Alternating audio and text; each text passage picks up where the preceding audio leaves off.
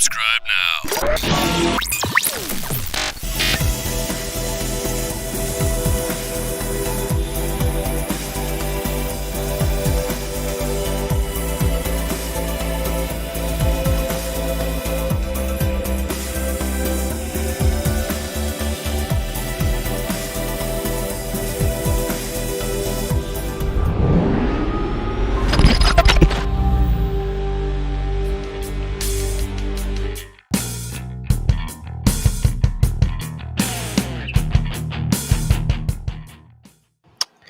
Hello, one. Hello, all.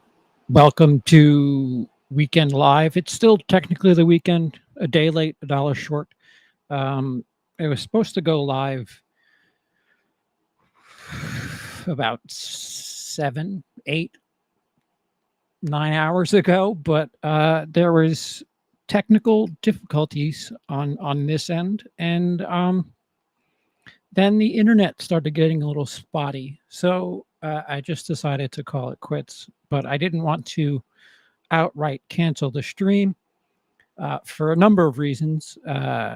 First of all, let me thank both Sean, you didn't have to do that. Jake, you didn't have to do that. For becoming members of the channel.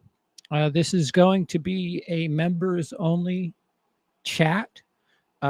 You're obviously more than welcome to watch this, but it's along the lines of I don't want to call it a super chat with benefits. I would assume it's the other way around, but this is a privilege for privilege. Your words get to be on screen on one of my streams. That is a privilege of being a member of the WILIscredia channel. The join button is down below. There are different tiers. Really, everybody has access to the chat who is a member. So by all means, go the shortcut, or dare I say cheapest. I'm going to be talking about what I did see in the last week or so. I'm trying to think of the last time I was, whether it be here or on somebody's channel, discussing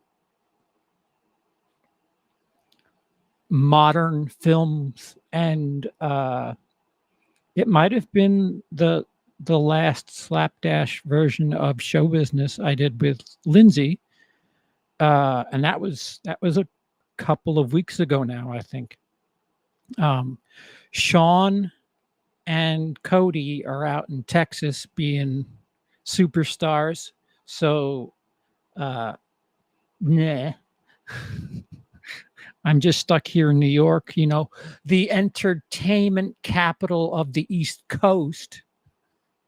And yeah, I'm going to talk about what I saw to an audience of a dozen. Jake, what's up? I'm predicting that Bodies is going to be reviewed negatively, but I'll go on record and say I thought it was great. You're drunk is what I will say. Bonjour. Thank you for your membership, Dice, and thank you, Jake, for your membership. You're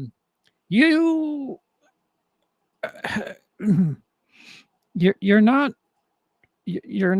out of line with that prediction.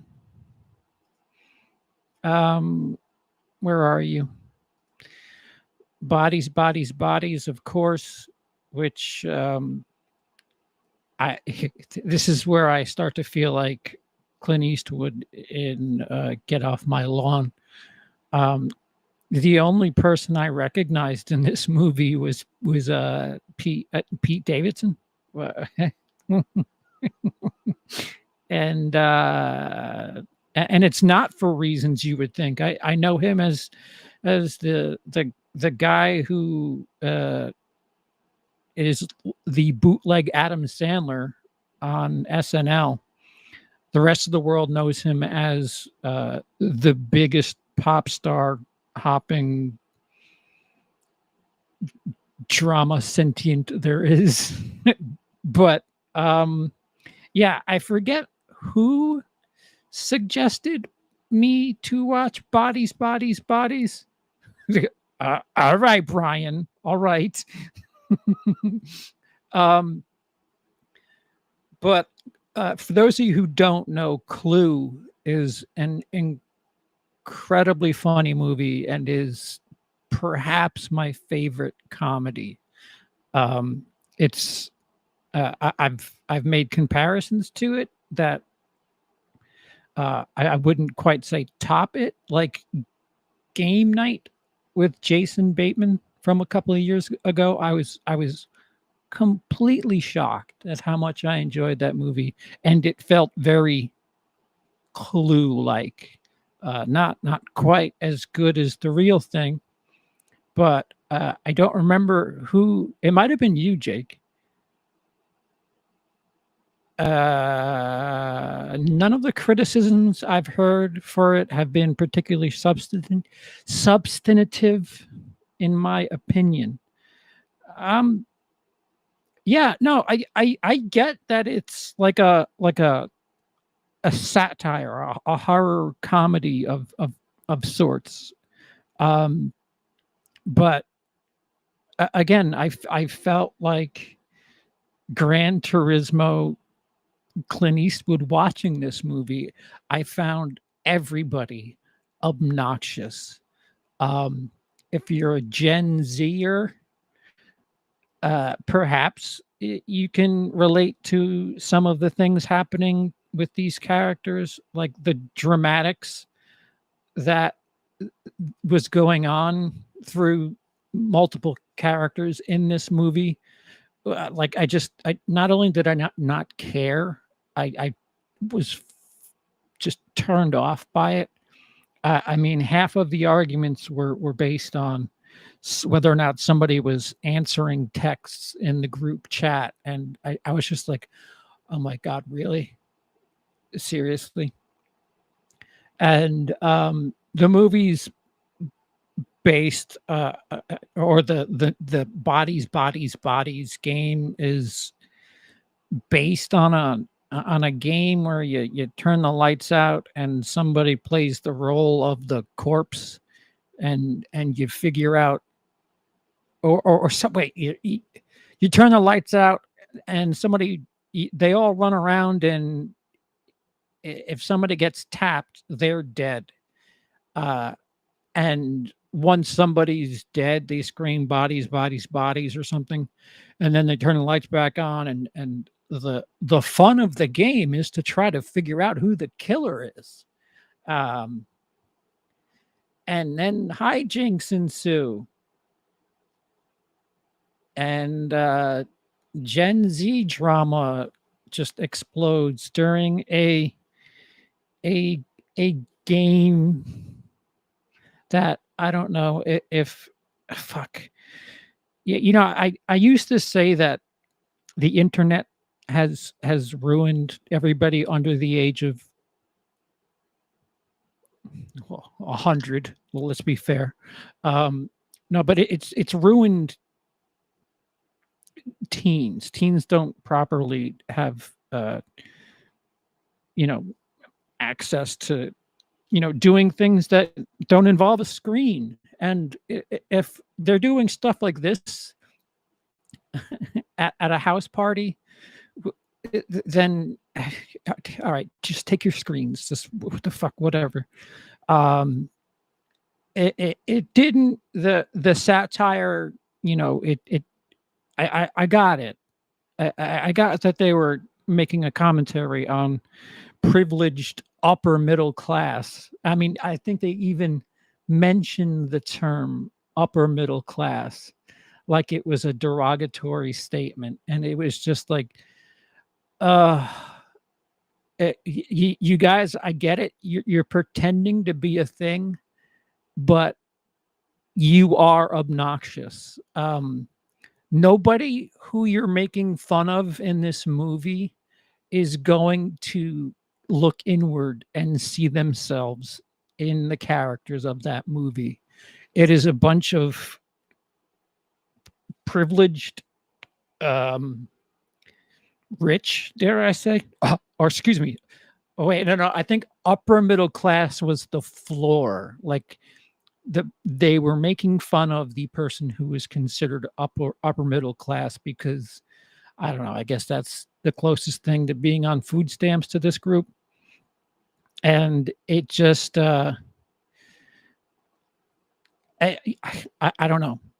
I wasn't in the mood for it. I'm not the biggest fan of pop star Hopper. I don't. Other than that movie where he was a firefighter with Bill Burr, I haven't really enjoyed his work. I don't feel him as an actor in anything, much like I could say the same thing for I don't know, Adam Sandler. Um, it just I had nothing to invest in this story, and the teenage drama or the college age drama that was taking part was so it, it, this is a movie that right wingers will point to as what the cancel culture left wing people on Twitter are like, and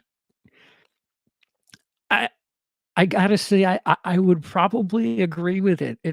It's people that I would never want to be in the same house with. And then there's a big twist ending, because the big catch of this movie is they're playing a game where somebody gets murdered in the game and they do a whodunit thing, but people start slowly dying and it becomes a bit of a oh, what the fuck is that island? Uh, uh, fuck, my brain and tongue aren't cooperating. Everybody starts getting suspicious of everybody else, and things get heightened, and some real deaths start occurring, and then trust goes out the window, and then I don't want to spoil it for anybody who has the idea of seeing it. It's ranked very well. Jake gave it a glowing response, and it's up there on Rotten Tomatoes, but that's a completely different ball of wax. How many people on that are actually critics is the question that I have to ask. But no, I just wasn't a fan from the start, and it did nothing to win me over. And the twist at the end, I was like, so like really, who gives a shit? I just was not. It just wasn't for me. Uh no, no, no, no. Knives Out blows this movie out of the water. I think, I'm not saying this about you, Jake. And by the way, I have seen Emily the Criminal. I married her. No. um, Emily the Criminal is a very, very good movie with what's her face? Yep. I'm not having a vocabulary day today. I can see her face and tell you that she was in a bunch of other stuff. What uh fucking the Stalker movie. Wow, what the fuck's the Instagram Stalker movie? What the fuck is her name? Aubrey Plaza. Aubrey Plaza plays Emily, the lead character, and is on tough times and turns to um some not legal things to do to make ends meet, and the movie, like, does a spectacular job of showing you just how fucked the society is and how easy it is to turn to something that isn't completely legal just to get by, and how, alluring it is to, take a shortcut or two. "Oh, I just, use a fake credit card in this place, and I just made money, and it took me 20 minutes to do so." And the story is quite engaging. She falls down the rabbit hole, and that's all I'll say. She's a waitress, a delivery waitress, I wanna say. I think she's like what we know as Uber Eats or, DoorDash or, whatever food delivery app you may have near you. She's a driver for either a restaurant or one of those apps, and she's just getting her shit pushed in with as far as not making enough money, and gets an opportunity to do something that's not entirely legal, and just a quick $200. Just go in here, do this one thing, and we'll give you 200 bucks. And she does it and kind of gets enamored with it, as a lot of people would, especially if you're on tough times and you're, working 18 hours a day just to make ends meet, and your daily income and then some is made in a 20-minute period doing something that really wasn't very hard at all. It makes you think is what I'll say. It really makes you wonder what the fuck is going on with well, with how people get paid, I guess. And again, it makes you rather sympathetic to people who somehow fall down this rabbit hole of doing things that aren't entirely legal just to survive. I mean, I get it. I've worked off the books. I've made money, uh, ridiculous amounts of money, you know, that it took minutes and not hours. I would make, a day's worth of work in 15, 20 minutes, and it's just you get it. I know I get it, but it that, I wasn't prepared to talk about that. I just recognized that Jake was here, and Jake was one of the ones who recommended that to me, but I think a lot of people see A24 and they go, "Oh, it's a great movie. It's gotta be great because it's A24." And yes, A24 does buy up some rather good property when it comes to film and their distribution of it, but, sometimes they miss. They are like the inverse of Blumhouse. Blumhouse is just buys all the shit he can, and every now and again, he hits. Um, that's the inverse of A24. Again, this is just my opinion. Uh, I'm twice the age of probably the target audience, and, bodies, not for me, although Rotten Tomatoes loved it. So, yeah. Uh, uh, there you go. Now you're speaking English. Clue is better than both of them. Should I switch to that?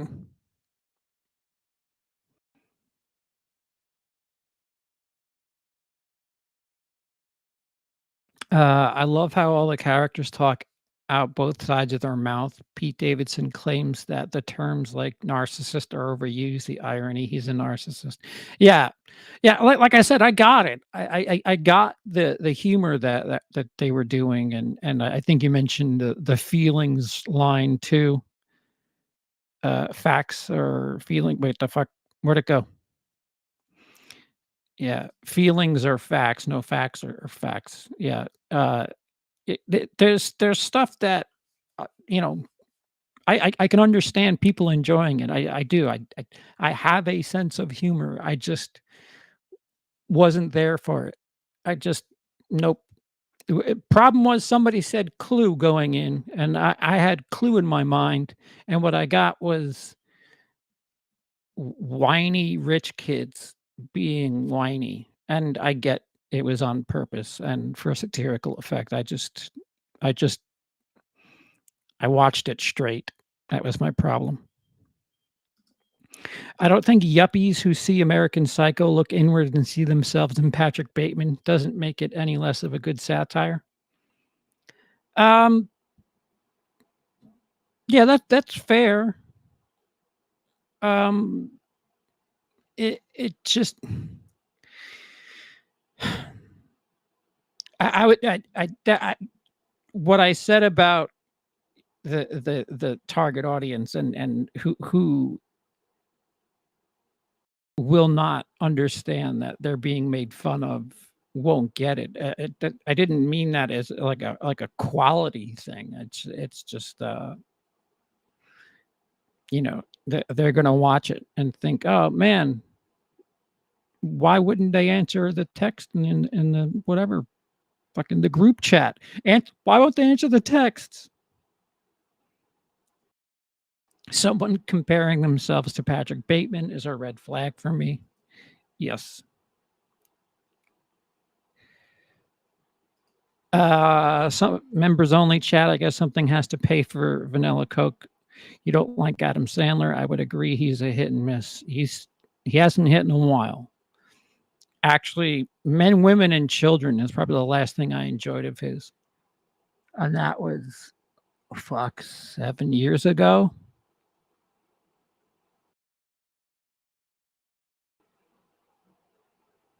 The twist was a perfect summation of what the movie was about. I'm glad they didn't do some contrived bullshit to try to appeal to mainstream audiences.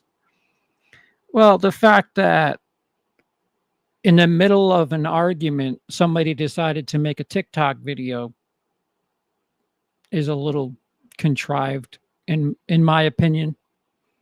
The timing of that thing, if you think about when it started and how it all takes place and how they're able to know it, it means the person was doing a TikTok of themselves in the middle of an argument.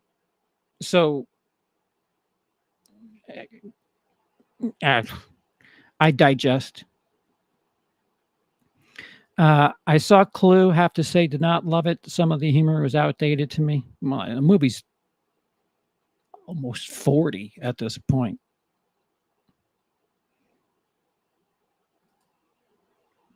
Bodies, curb, stomps, knives out, smarter script, fun reveal, and utilized its ensemble.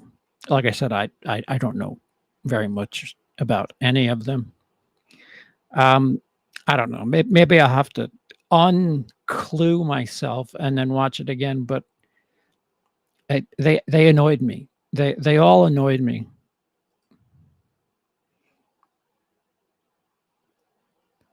The interview she has with Gina Gershon is infuriating. A 6-month internship for free.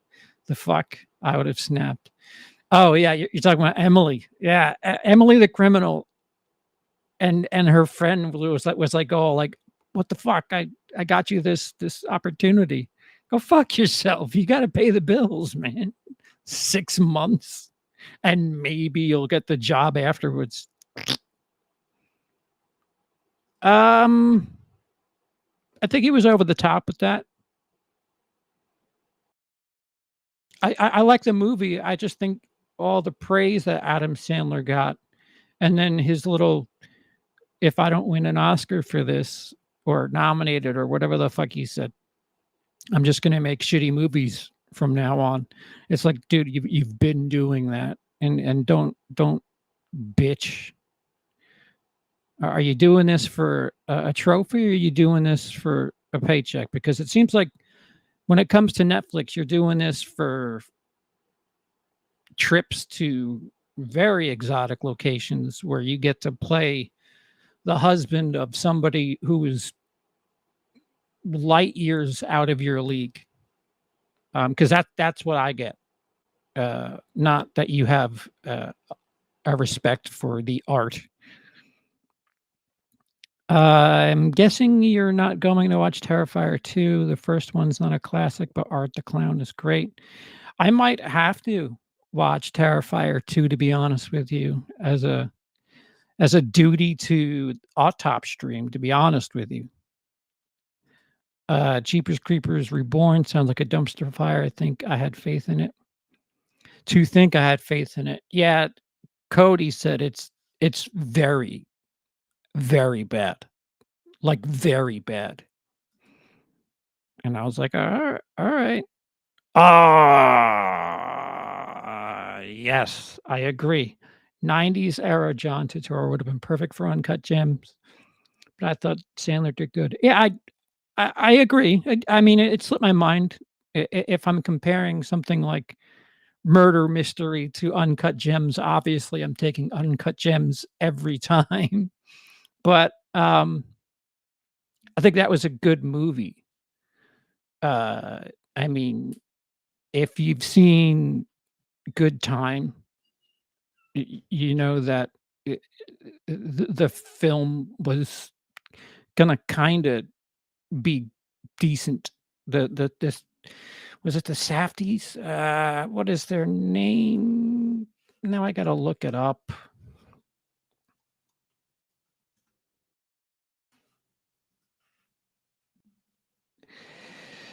Yeah, the Safdies were Good Time was an A24 movie. Yeah, Uncut Gems was the Safdies as well. They have a lot of credits. A lot of shorts, a Jay-Z video. Good Time, Uncut Gems. Those are the only 2 that I know by them? I thought there was another one. There isn't. Alright, so Good Time and Uncut Gems, same directors. Good Time, one of the directors is in the movie. But yeah, his bitching was obnoxious. Plaza isn't gonna get nominated for an Oscar. You don't see her complaining. Yeah. Yeah, fair point. Just, I haven't seen Heaven Knows What. And, maybe I have to add that to the to be watched pile. What else do we have here? I'm trying to figure out which direction I wanna go in.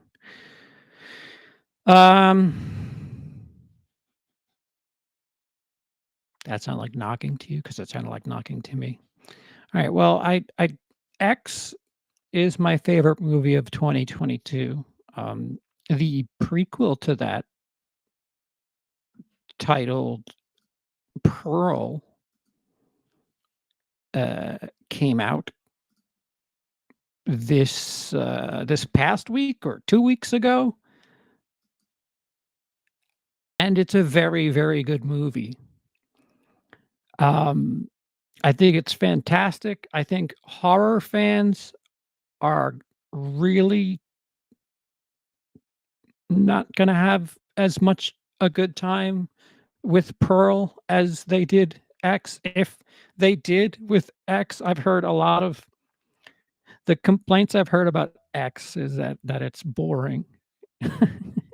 And I'm like, yeah, if you think X is boring, then you're gonna hate Pearl because there's no genuine horror elements in Pearl for an hour, maybe more. You're watching the descent of the character Pearl, who has an affinity to be somebody, to do something, to get out of that farm, but she's a little twisted. Um, yeah, that yeah, I'm trying to think. Oh, I mistimed things. She meets somebody and falls for a movie projectionist and is just in love with the idea of movies and this is I think 1918 is when the movie takes place, which the parallels to COVID are just uh, it felt very, very clear, with people wearing masks and all these different references about the Spanish flu. I don't even think they referenced the Spanish flu. They called it something else. They might have just called it the pandemic. But, yeah, it takes place during the Spanish flu, World War One. Her husband is off fighting for the country, and she's stuck at the farm with her parents, and, um, t you witness Pearl slowly become, uh, what we would eventually know as the old lady in X. And, it's fantastic. It's fantastic, but, as far as a horror movie is concerned, it it's not what I would go to. On a technical aspect, it's brilliant. The cinematography is great. The the tone is quite good. The immersion of the experience is quite impressive. It for what X did to Psycho and Texas Chainsaw Massacre, Pearl kind of adds, you still have the Psycho element, but certainly, like, Wizard of Oz, I mean, right down to there was a friggin' scarecrow and, well, let's just say she had a relationship with the scarecrow that was kind of surprising and you wouldn't have seen that in, uh, movies back then. But what she did with the damn scarecrow, I kinda wish that happened in Wizard of Oz, that would have been impressive. Um, but it it it it's not a horror movie, it's kind of a psychological thriller, I would say, because she descends into madness and, she falls for this projectionist and he shows her what's weird is they meet up on a first date and, or like a first meetup or whatever, and he shows her porn, which I tweeted about it, while I was watching it. I'm like, "Yeah, you know, first date, you always show a girl porn, even if you don't even know what her favorite color is yet. It's a good icebreaker. Here, let's watch some porn in 1918." Um, and he correctly predicts that it's going to be a big deal in the future. Movies of people having relations, and she's kind of not turned off by it. And it's another they do so many different connections to X, whether it be a certain shot, a certain angle, the way the movie opens, with the doors pulling apart, um, the gator, you get some gator, alligator, yeah, whatever. Um, they kind of give you a backstory on that guy, which I don't think he needed one, but I appreciated the fuck out of what they did with relationship between Pearl and the gator in the pond back there. Crocodile, alligator, whatever the fuck it is. Um, that thing. Yeah. So she loses her mind on the guy who showed her a porno for a first date, and he gets creeped out and decides that he's like, you know what, I'm gonna leave, and um, that's when the Pearl that well, actually no, no, her mom's a bit of a see my memory's all I'm I'm an untrustworthy narrator. Uh, the Pearl just gets the ass end of a lot of things, and her mom's a bit of a bitch and is a nag, and she wants everything but what is going on in her life at that farm, and she's got to take care of her father who is bound to a wheelchair, and due to resent of her mother, her descent into psychosis starts with the parents, and um when she brings people into the house, she doesn't bother, you know, making anything look normal, and that's all I'll say about that.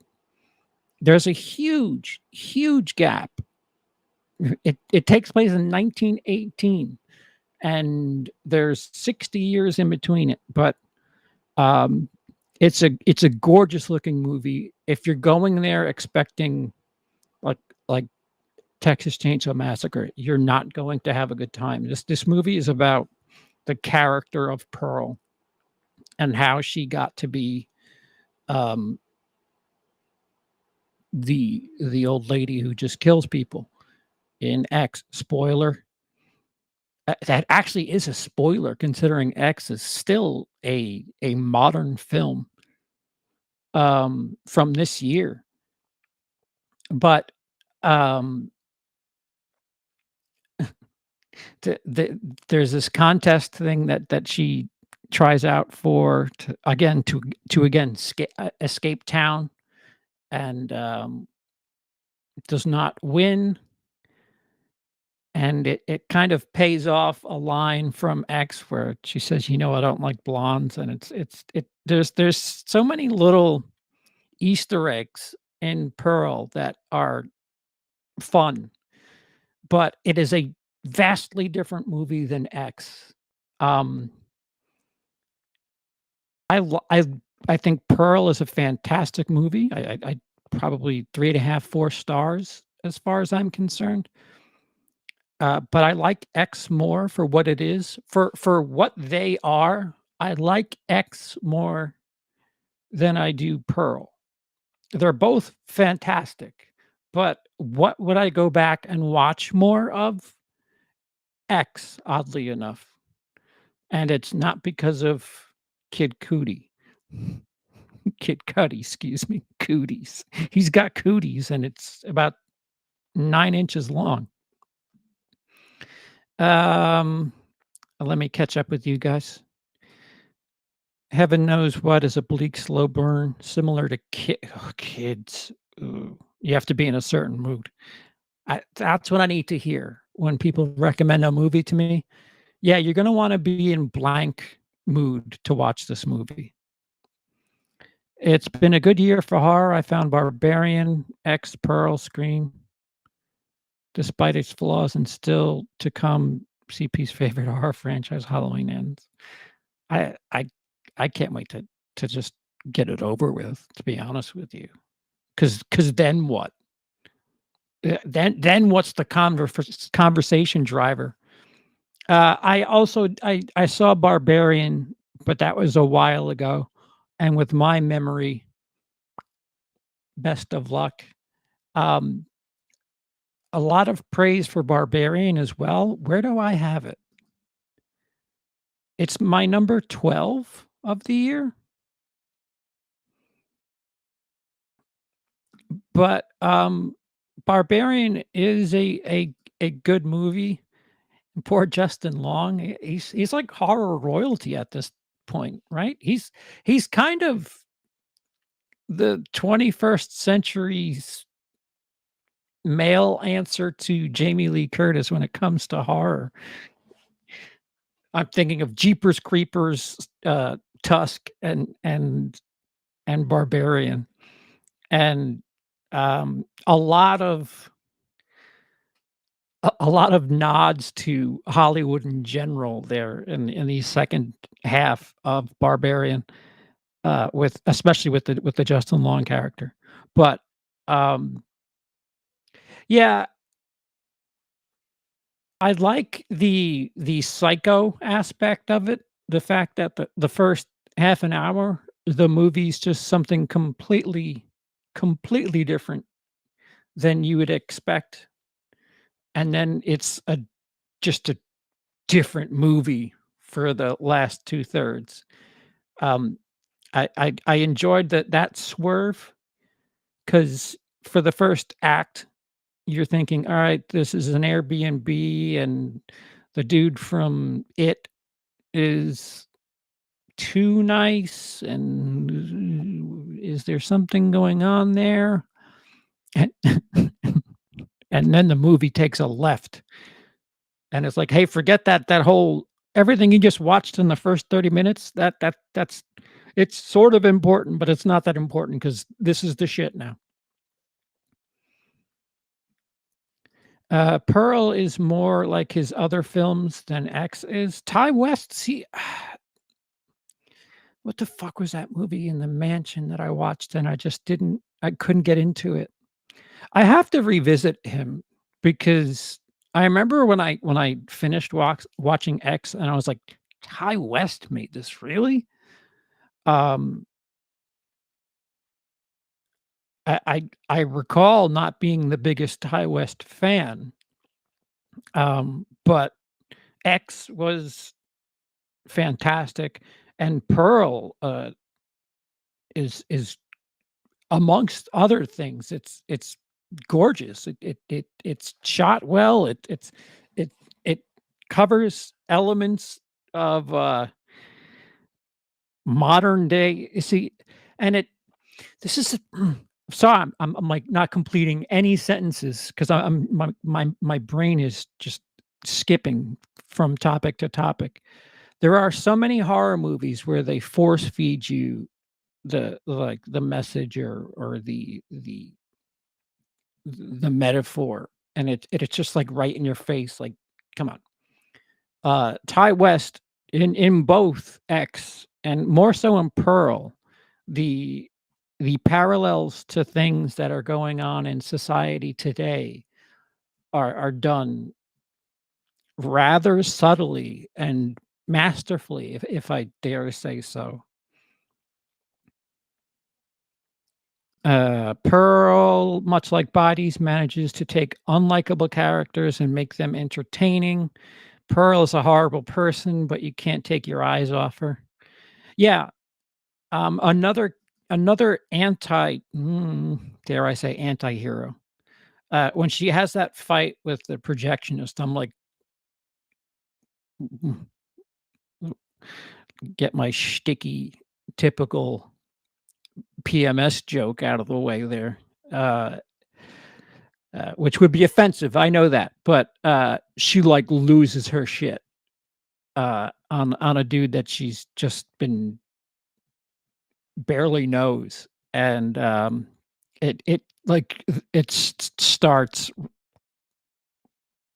at that moment. You're like, "Oh, yeah, she's a couple of cans short of a six-pack," and, that then she kinda rolls into motion there, um, but there was a certain portion of the movie where I you can understand, like Emily the Criminal, there is portions like when her mother was up her ass, um, I could understand, you being stuck at a farm, your family's fucked, your husband's across the ocean fighting in a war, there's a uh, a pandemic going on, and you're just stuck in every sense of the word. You're stuck, and you have somebody who you're not really the biggest fan of at that moment, making everything harder. So I found her relatable for a little bit, and then she pulled away from that. X was overrated. It was good, and I like the throwback to the 70s, 80s slashers, 70s. But it was nothing we had not seen before. Horny people, middle of nowhere getting killed, seen it all before. That is a very uh um yeah, if you're looking for horror, if you're looking for like the traditional slashers, I can see that very generalized statement about X, but there's way more to that movie than just people fucking and dying.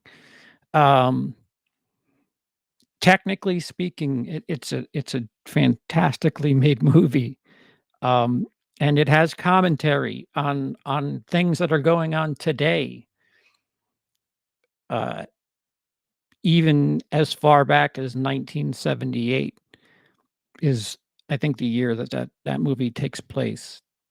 It's gorgeous. There's a scene where somebody gets murdered to "Don't Fear the Reaper," and during the solo, no less. And, the cinematography for that is just fucking incredible.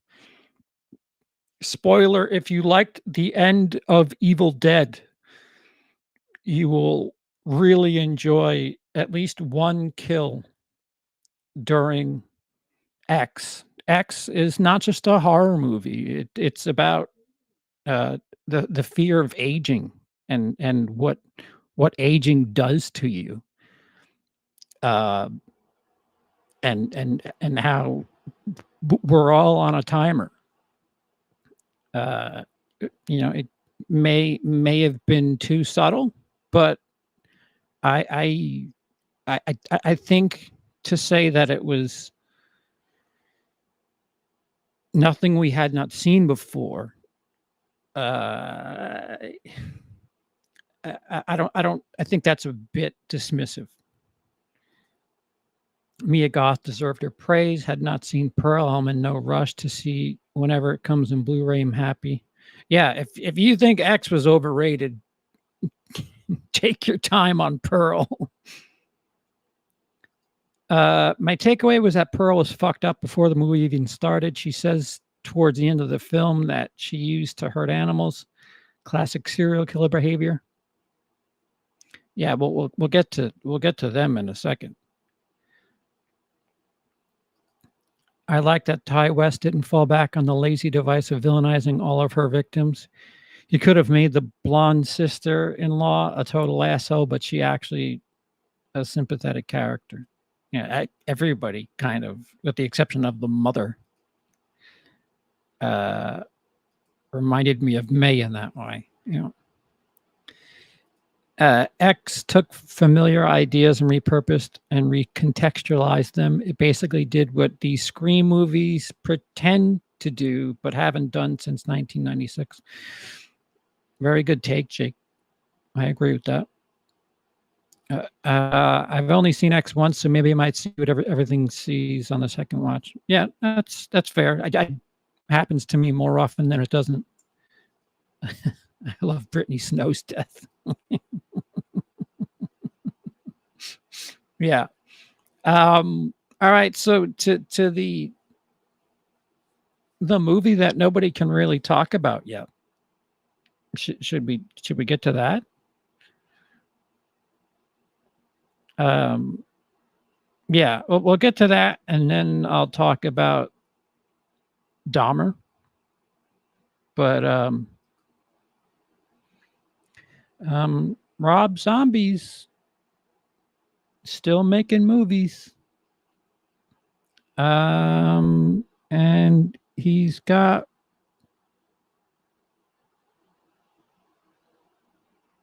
uh, this for families.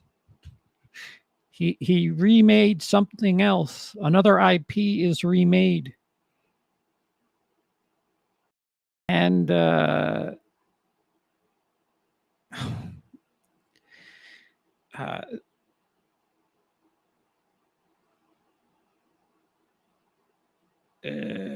fuck, Emily. I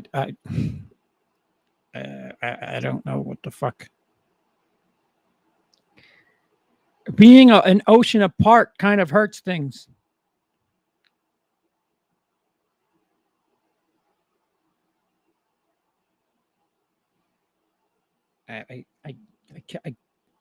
She's trying to verify something from back here, from over there, and I can't help. Emily, I can't help. So Rob Zombie wrote and directed a Munsters remake, and if you heard me say Rob Zombie wrote, that is probably all you need to hear about the Munsters.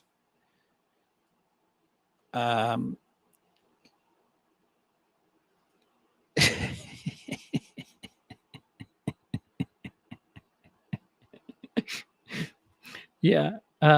Evidently, there is an embargo on a movie that Universal sold to Netflix. And while Netflix releases it, they're releasing it straight to DVD, yet there's still an embargo on it. Which, if those aren't a village of red flags for you, I don't know what else would be. Yeah, Rob Zombie, he can't write movies well at all. He can make really good. I mean, I know he directed a bunch of his music videos.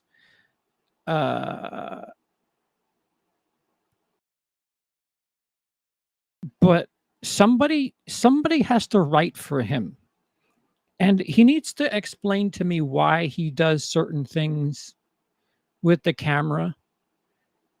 I don't know if he's properly trained. I know he's a fan. I have a pre-recorded review ready of the Munsters. He's a big fan of horror. Anybody who like has seen an interview of him, or like when he tours his house, his basement or his first floor is all horror related stuff. It's like a man cave for horror fans. And I get it. I the dude loves horror. I can have an understanding for that.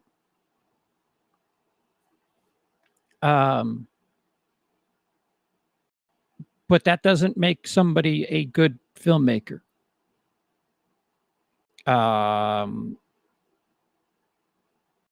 He's had to crowdfund 2 films. His most 2 recent films before the Munsters, he had to crowdfund them. And now he does another remake, and it's not very good. And it's much like Halloween. It's something that I don't feel like he gets the essence of the property that he's remaking. And what I would call Rob Zombie at this point is a fan filmmaker. And there are better fan filmmakers out there. Again, I don't know if he has a proper education in making movies. Because there's a lot of things that he does in this movie especially that confuse the shit out of me. A lot of Dutch angles that just are there because reasons. There are moments that, like, I get it. It's made for kids. It's a family movie, and he still somehow squeezes a shit in there, even though it's like bleeped out. Like, dude, do you have to put curses in everything? Like, he reminds me of um what's the what I mean, this was based on a true story, so I probably shouldn't laugh and make jokes about it. But Lords of Chaos, like when the guy was pissed off about them, uh, he had like a rock band pin, and they made fun of him because it wasn't metal enough, and like he was so offended and turned off. No, I don't have that. Like, it feels like Rob Zombie, like, to stay true to his fans, he's got to throw a curse into everything he makes. Um, but the movie's much like Suspiria in 2018 is such a reverse of Suspiria from 77. Um, this movie is colorful. And again, I want to know why certain colors are used, because holy fuck, I don't know if they had some sort of budget, and I'm preemptively mocking the use of color in the Munsters. Um, if colors had product placement, you would think green spent a fuck ton of money to be in the Munsters, because it is all over the place, especially in the like. I don't know if green is supposed to let you know that they're in Transylvania, because then they move to, I don't know, here. Who is worse? Who's a worse writer, Rob Zombie or Eli Roth? Rob Zombie. I mean, that's it's not even hard for me. The actor who played Grandpa was decent. Yep. Hurley from Lost. It was good to see him in a bit part.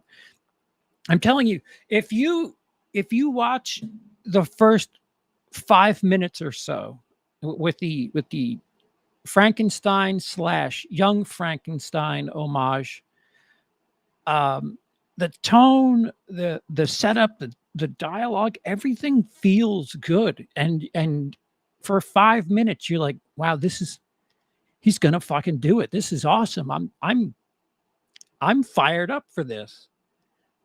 And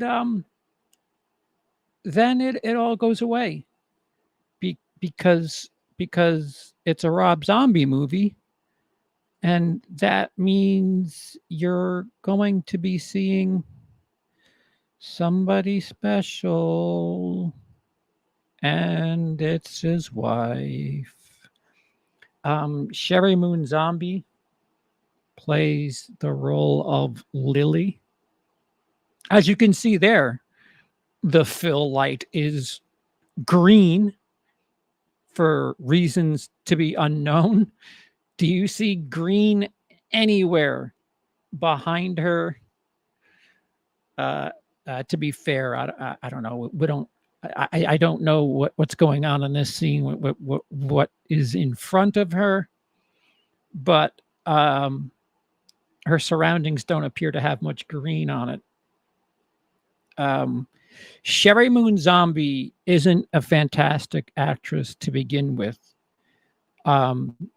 If I were a diehard for the Munsters, I would be furious that Sherry Moon Zombie is playing Lily Munster in this movie, because even here, it feels like she's mailing it in. And having to say that Sherry Moon Zombie in a Rob Zombie movie, which is a remake of a very beloved franchise, mailing it in is just like insulting to fans of that franchise. Again,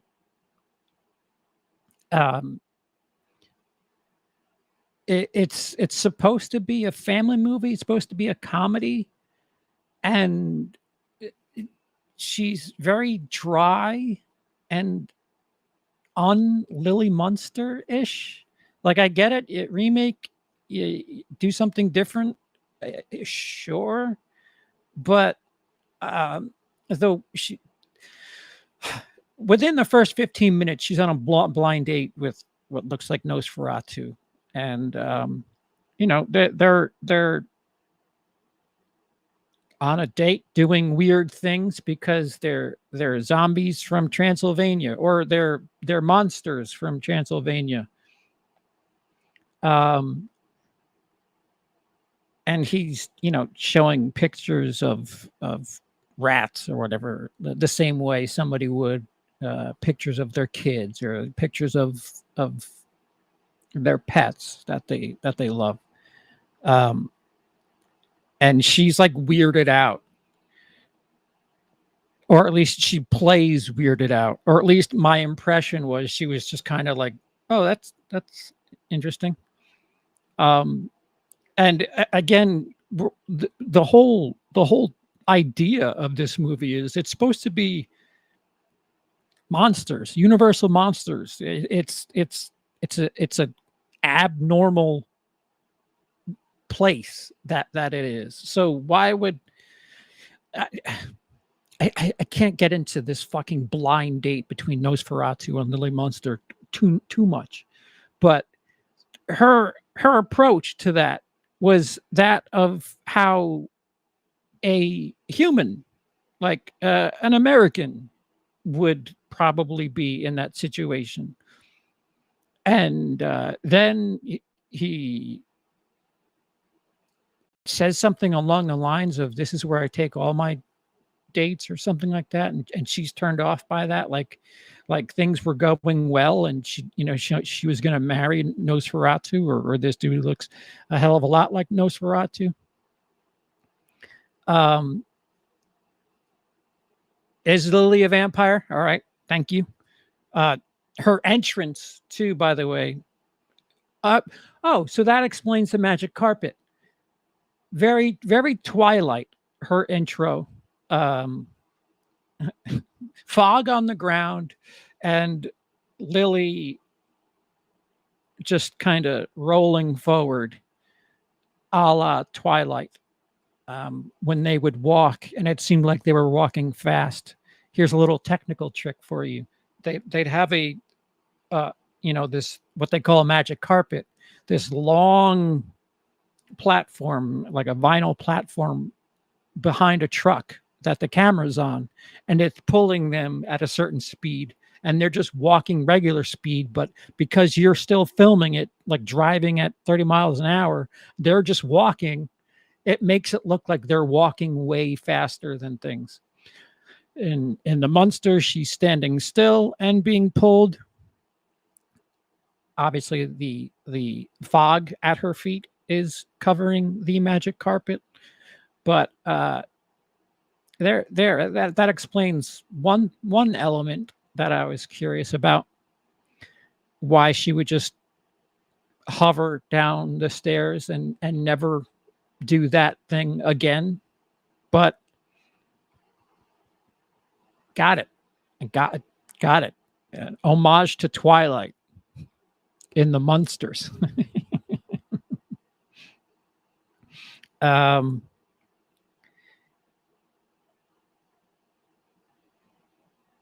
Visuals wise, Rob is great, but yeah, he needs another writer. Yeah. It's pretty. It looks, it's colorful as hell. It looks like something that you would certainly want, like if you had a party and you didn't really want people to pay attention to the TV, but you wanted like just a colorful vibe and a Halloween themed party. This would be a movie that would be perfect to throw on like an HD TV, because it's just so colorful and themed for horror and monsters and vampires and ghosts and the like. The cinematography is good with caveats. Again, there's times where he does things that I'd like answers to. Why was that shot like that? Why did you use that angle at that moment? What the fuck with the color green?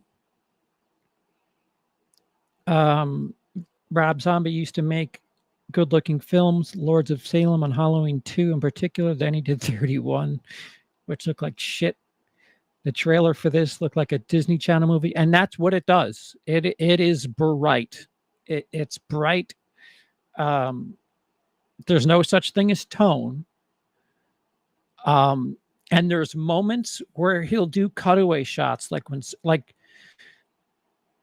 when somebody is in love, they get a one shot in front of like hearts in the background, and it reminded me of Schumacher Batman. Is what it reminded me of, and that's not a compliment. You like Schumacher Batman when people were hypnotized in Batman Forever, and they had like that look. Also, the color green, for the record. I always thought that was kind of hacky and obnoxious, and just kind of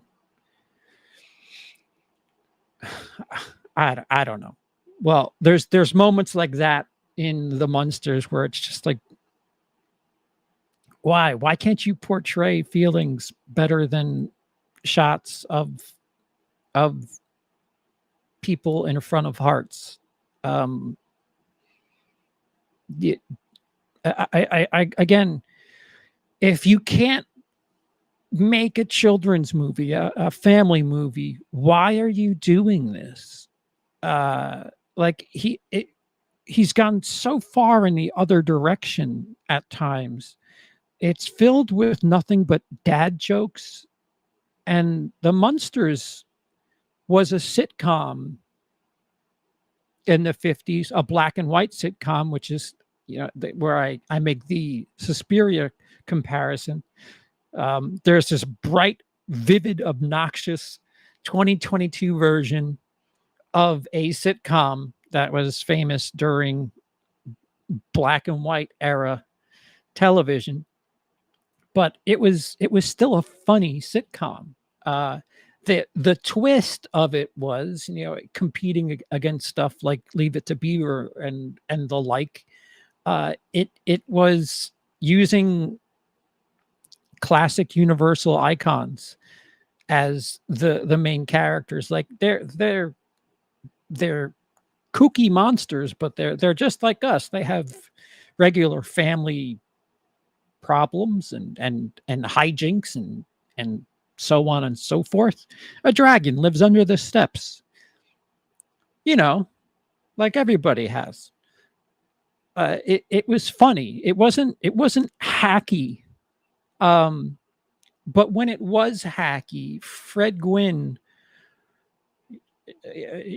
topping Fred Gwynn as far as Herman Munster is concerned. And Jeff Daniels, not fuck. He certainly doesn't try to emulate Herman Munster, but it doesn't make it his own. And again, there's not much written for him to break out of the shell, and the dialogue that he has, you almost wish that they just tried to copy the Fred Gwynn version of Herman Munster, and that laugh that he has in the stomping. That does not happen in this movie. There's no laughing and stomping, and like there's some gags where it's like you're essentially making a fan film, and there's some throwbacks, some Easter eggs, some things that you can do that you're not doing. There are characters that don't exist in the 2022 version because it apparently is a prequel. And if somebody gives this guy money to make a sequel to this movie, I don't know. The world is completely unfair is what I will say to that.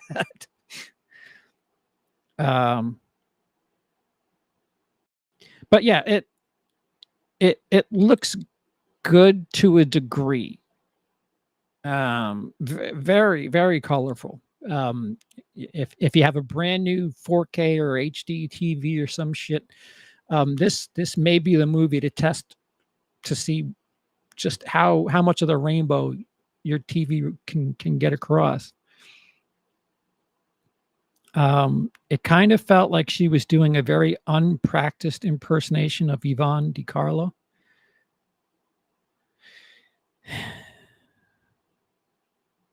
An impersonation. Uh, yeah, I just got like somebody who was just there for the check, like, and you know, I get it. This is old hat at this point. We're going on 20 years of Sherry Moon Zombie as the lead, but even in 31, I felt a bit of effort from her, especially at the tail end. But this, it was just like her mailing it in, and it just you're making a fucking legendary uh sitcom that, again, why do we need a Munsters reboot now? You would think that, like, I don't know anybody younger than me that remembers the Munsters. The only reason I know the Munsters is because my mom watched the reruns uh on whatever fucking channel, the TV Land, I think, would play Munsters re reruns every now and again, and, you know, it was funny. The Munsters 2022. No, no. Um, again, all critics are embargoed for a straight to DVD, straight to Netflix movie.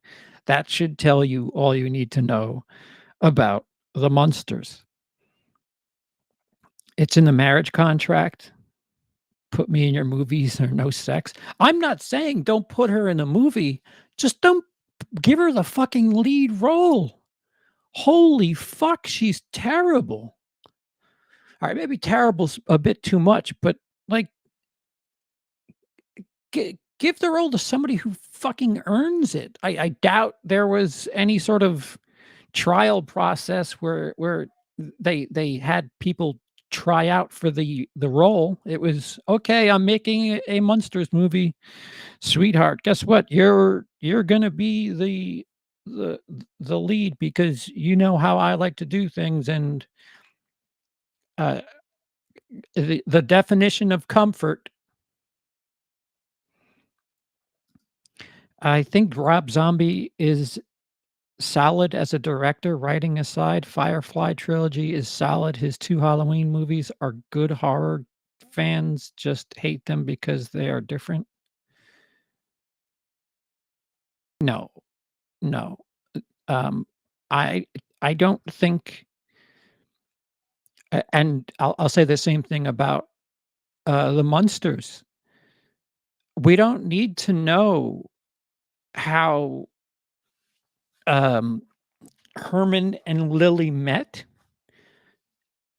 and, you know, seeing Lily dating and then falling in love with somebody because she saw them on the TV. It's like such a it's like insulting. It's like, "Oh, yeah, it's that easy." You fall in love with somebody you see on TV, and you're that impressive too, that once you come across this guy, he's in love with you, and, um, working backwards from the start. Um, you know, there's no sort of falling in love. It's just, "Oh my god, that guy looks incredible," and, "Oh my god, she looks incredible," and God forbid we have characteristics in these characters to fall for. Um, no, they fuck that up. Uh, it's why don't try to explain anything that we already have knowledge of, like Halloween 2007. Oh, Michael Myers is the way he is because he lives with white trash parents who like to use the word fuck. That explains so much. Thanks. Um, he completely takes the mythos of, you know, the darkest eyes. That everything about Loomis is just undercut with that first act of 2007's Halloween. It's not, you know, is he a man? Is he a monster? No, no, he's this way because his parents were fucked up, and he's rebelling against that.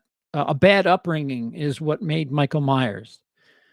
Um, and that again, that's not understanding what it is you're emulating. But to each his own. If you enjoy it, God bless. More for you. I like his adult animated movie with the Mexican wrestler Lords of Salem. I don't think I've seen that. It's not for me, but it's still solid, except Sherry Moon Zombie. She ain't great. 31's a dumpster fire. That's the one I can't defend. And the monologue in the beginning of 31, somebody had watched one too many Tarantino movies before they made that opening monologue to 31 because uh he was trying so hard to be like edgy and Tarantino-y and this heavy monologue and the style and black and white and covered in blood and it he's just spouting bullshit. Um, Tarantino gets really arrogant with his dialogue that he writes. Um, but he's Quentin Tarantino. Like there's moments in The Hateful Eight where I'm like, all right, you're kind of blowing yourself with the dialogue here, or people going off on monologues. Uh, Tarantino gets a little full of himself, but Tarantino has made a bunch of brilliant movies, written and directed. Rob Zombie has to crowdfund his movies, so I don't know where the arrogance is, but I don't know. I don't. Your musical success doesn't automatically translate into you know being able to boast in filmmaking. And the breakfast scene in Halloween, that is disgusting. Other than that, I'm a Rob defender. Well, that's good. Enjoy that. A little detail that I appreciate at least is that Butch Patrick voiced the soup can robot. Oh, is that true? I didn't know that. Speaking of impersonations of classic actors, when I was in New York City earlier this week, I saw Blonde. Why didn't you let me know you were in New York?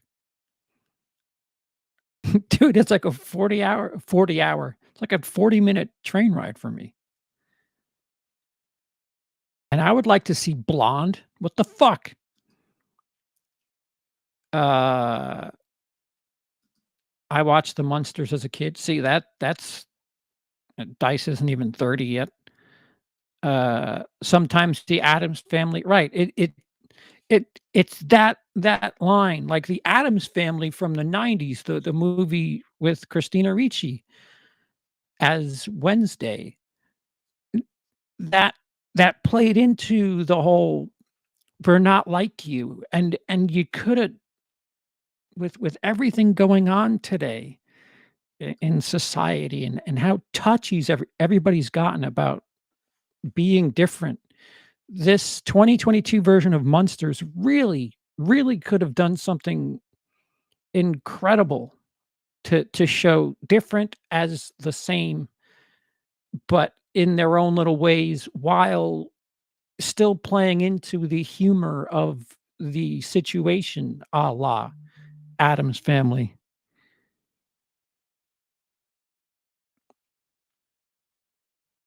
For fuck's sake. Rob Zombie to direct a Friday the 13th remake. I do pray. Let him do it. I mean, I'd be curious. We're talking about the 2022 version of The Munsters, which is a straight to DVD Netflix film that will be available on September 27th of all days. Oh, that's Tuesday. That's when the Blu-ray will come out.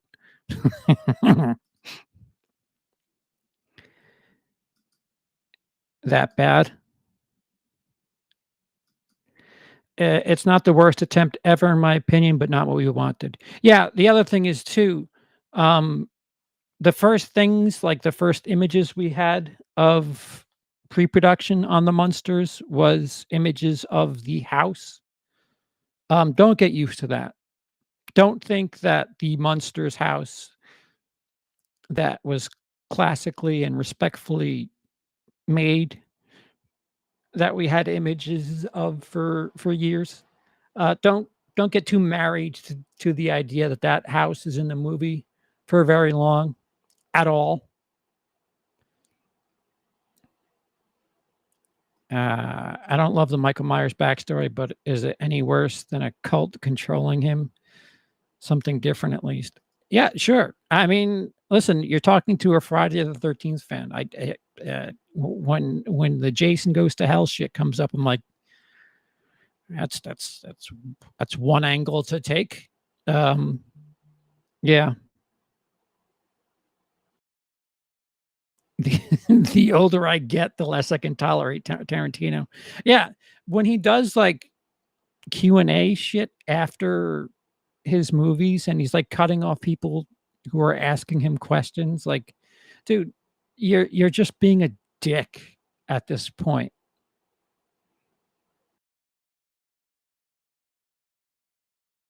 Sounds good.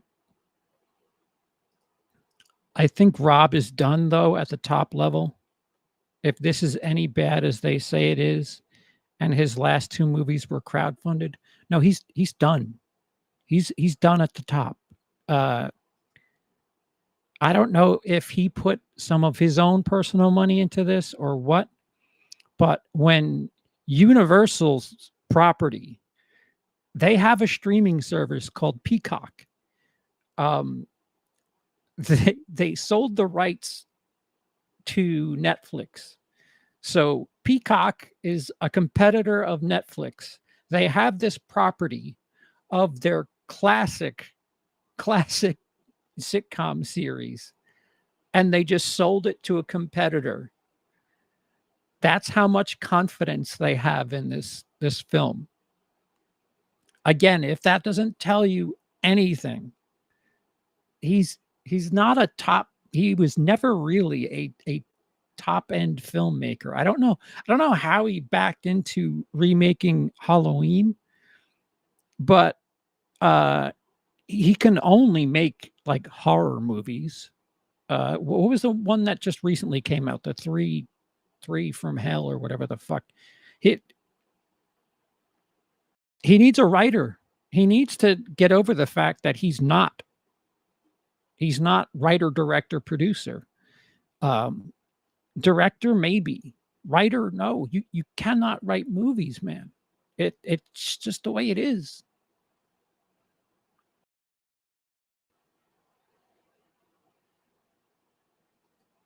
I'm not thrilled with this movie, but I'd still put The Munsters Today below it.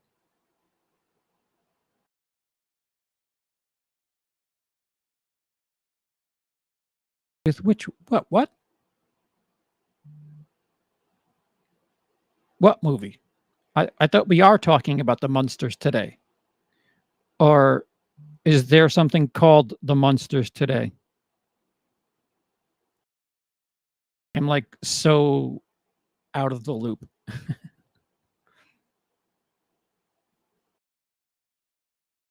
When they were filming Death Proof, Rosario Dawson was puzzled by why she would leave her friend to be sexually assaulted when her character hadn't been established as being that conniving, sadistic. uh,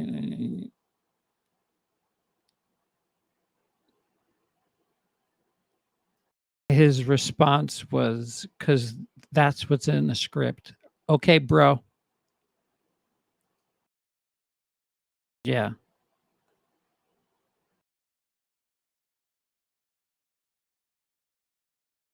He was off the back of Devil's Rejects, which was successful. That's how he got Halloween. Yeah, Warner's kooky. My dude. All right.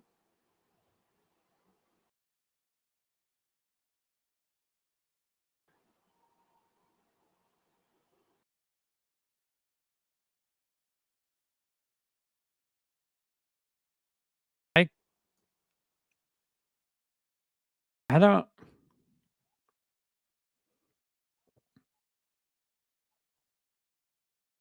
I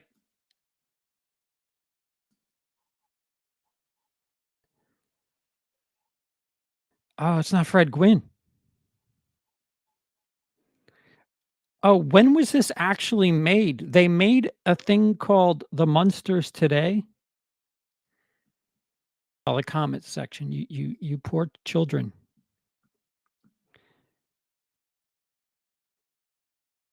Such a shitty non-response to the legitimate question, total prick.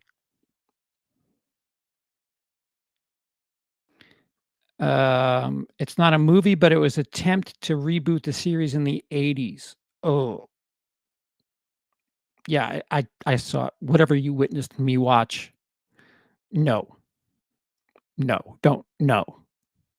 Why do it as today and then have it black and white?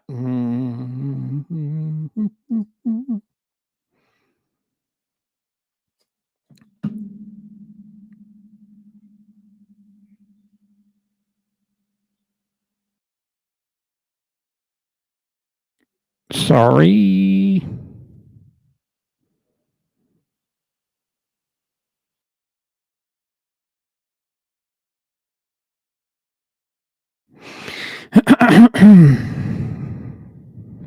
This is why you're supposed to live in the same house as your wife.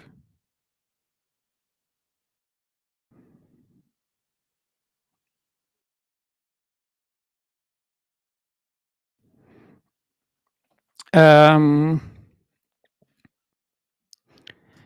and yeah, the death proof is very forced. The scene in Death Proof is very forced. A lot of his choices are, and he can't defend them, which is why he snaps in a Q and A's. Yeah, it's what criticism, it's what critics and reporters, you know, if they have a question about something, you as the creator should know what your intent was, which is why as much as many people defend this, the "it is what you want it to be" reply to things from filmmakers, creators, so on and so forth, I think is a bullshit answer. Alright, that's fine. You can leave it to be open for interpretation, but what is your intent? Did you just wrote a cliffhanger? What in your mind as the creator of this story, this world, this whatever, what was your what how do you see it ending? Never mind what my interpretation is. What if you had to, you know, tell it to a 5-year-old, what would be the ending that you would be giving that 5-year-old? Not, "It is whatever you want it to be." Uh, yeah, so he does a lot of copying, a lot of homaging. Tarantino is brilliant, don't get me wrong. The guy, if he's lucky, he's been the absolute luckiest person for what, 10 movies now?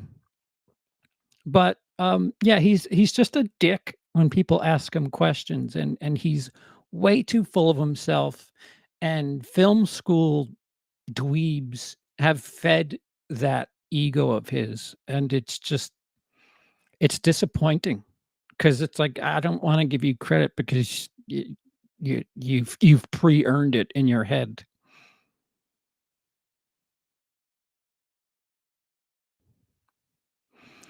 Oh, it starts in black and white, goes to color. The idea is the Munsters somehow get frozen and wake up in the '80s? Eesh. I wonder where they'll go with Maxine as the killer. Probably '80s fans will eat it up. Yeah, I'm a little I'll be leery. I I'm where else are you gonna go with this X franchise now that it's a fucking trilogy at least? Um, yeah, I'm assuming she's gonna be the killer.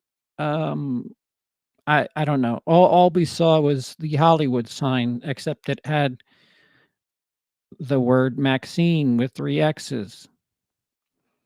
And, it's appropriate. It's the 3rd movie in the X franchise, so triple X porn. I mean, the marketing is just fucking it makes itself up. I'm fine with ambiguity, but when I leave something ambiguous, I always have my own takeaway. If asked, I can explain my take. Right, right. And as a creator, you would hope that somebody would be able to explain their creation. Um, Chucky season 2 looks bad to me with the Catholic school setting. Well, if you're going by the Don Mancini "one good, one bad" philosophy, then yeah, season 2 is gonna suck because Don Mancini can't make 2 good things in a row, apparently.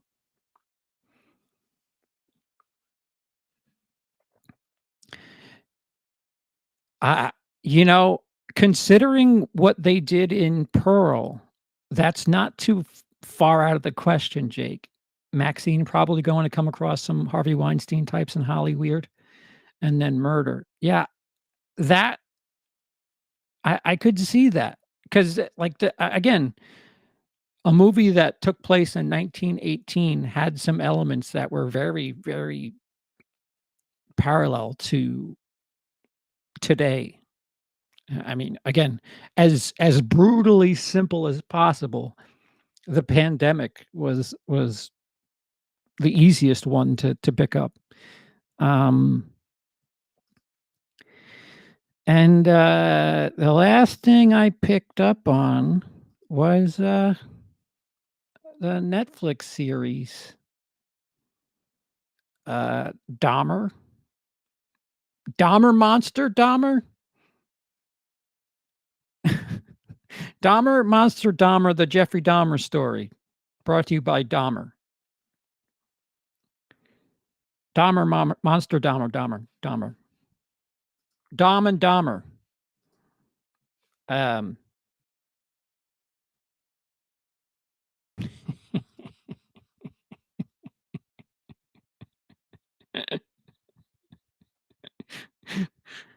now I know how Rob Zombie got his career. Thank you. Thank you. Um, we discovered a tongue twister. Yeah. So, um, another serial killer Netflix series that is based on a real person, and I was captivated. I was captivated. It's 10 episodes. It takes you from when he gets caught and rolls you backwards, and there are elements that uh, give you the Dahmer story as as thoroughly as I would imagine, hope for. I mean, just you don't need a season 2, I guess is what I'm trying to say. Um, brilliant, brilliant series. Again, I know a bit about Jeffrey Dahmer. I didn't know, like, this is one of those series where you've gotta look certain things up because it's based on a true story, so, a lot of times, when making things that are based on true elements, they will take liberties. So you have to, like, did this really happen? Did this really do this? And did that happen at this time? And is it real? For dramatic effect, it was quite engaging, and I enjoyed it as much as somebody can enjoy a series about Jeffrey Dahmer. Um, in case you didn't get my tweet this morning about woke Hollywood and having a gay character who's only into non-white men, um, I was being sarcastic. So I tend to tweet, and I'm like, yeah, people aren't going to read this in the snarky tone. But yeah, there's another thing, another piece of media that is so prevalent to things that are happening today. Uh, the way the cops handled a certain situation, the way us people of a certain background are treated. Um, they they went through so many different parts of the Jeffrey Dahmer story, and then they covered stuff that I thought my friend Dahmer did better, and then my brain, with the dramatized version of my friend Dahmer, was like, "Well, wait a minute." And my friend Dahmer, he was a bit more social. He was a bit less of a weirdo than he is in this series. So, like, in my head, I was conflicted because there are things that they do in the film My Friend Dahmer, which I thought was quite good. They do similar things in this series, but they do them different. He's not sociable. He's looked at as a bit of a weirdo. He's not part of a gang, um, a gang of people that are, getting a kick out of his weird things. Um,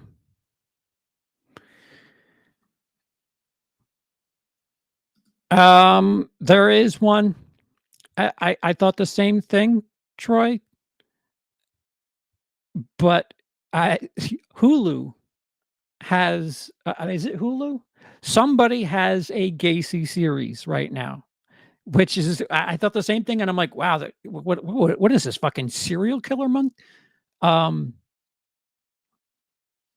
I'll get back to you on it, but there is unless it's just a documentary series, but they did just recently, whether it be a documentary or whatever, somebody just had some sort of special on John Wayne Gacy. And yeah, if they're going to be doing more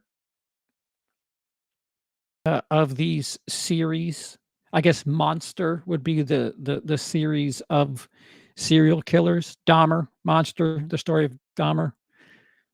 Gacy, Monster, the story of Gacy. I could see that. I understand.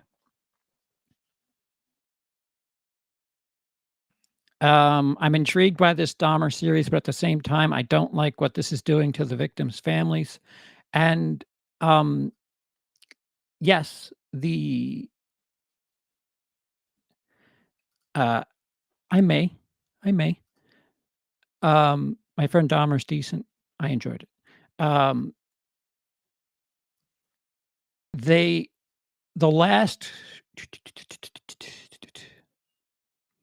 not to spoil it, but the last 2 episodes or so, they kind of cover that the way a society has, um, glorified and made anti-heroes out of serial killers, and Jeffrey Dahmer at one point talks about how he had a comic book about Ed Gein, and people who aren't killers are like, "Why would they make a comic book about this guy who killed people?" And, it like, the last 2 to 3 episodes kind of allures to our infatuation with, serial killers, and, the victims' families, I mean, if you hated cops going into this, um, it's not gonna get any better for you if you watch this entire series. Um, there's a bunch of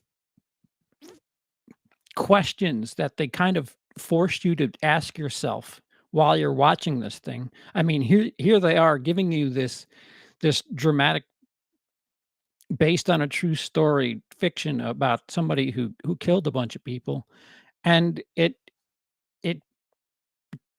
gives you him in prison getting fan mail and people sending him money and asking for autographs, and the father writing a book, and the that was the one that I was curious about, 'cause I knew a bunch about Jeffrey Dahmer. I didn't know how much, his father was trying to make money off of the situation. The book that he wrote was kinda weird, and they do have a conversation about, uh, how it's doing, and there's discussions between multiple people about what should happen to any sort of money made during, the fame that is Jeffrey Dahmer, and the state gets sued, and the victims' families are entitled to, I think it was Ted Bundy who was the first. It might have been Jeffrey Dahmer. It's one of the popular ones, whether it be Ted Bundy, Gacy, or Dahmer, where they passed this law that says, yeah, if you're a fucking serial killer, you're not making money off of anything. Any adapted stories told about you, you're not seeing a fucking penny of that shit.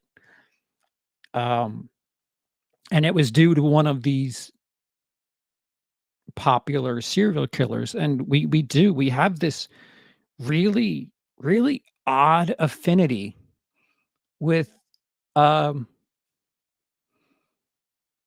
serial killers, and I think this is why, you have so much fucking people who are doing fucked up shit in this country, because, we glorify bad guys way too much. There's a line of dialogue that Dahmer has when he's talking to a priest in jail, where, he said he always found himself rooting for the bad guys in movies, especially Star Wars. And the priest is like, "Yeah, me too, actually." And it's just like, and the priest says that the villains are written better. Um, which that line stuck with me, like, we hmm, I don't disagree with that, but why can't we write better heroes? Because it's unbelievable, I think, people are tired of, straight-laced, Joe Sixpack who saves the day, Captain America. They're not always written believably, but the affinity with people who actually committed crimes and did some atrocious things is weird. Like, this series has ruined my appreciation for The Exorcist 3, realizing that Dahmer would show his victims The Exorcist 3 while he was sedating them. Um, I can't look at that movie the same again. It's just very, very odd. Um, there's a great series called First Person. It's a series of interviews with various people. The most chilling interview is with a woman who married the Gainesville Ripper after he had been locked up. After he had been locked up. The law was made because the son of Sam. Thank you, Troy. Yes. Yeah.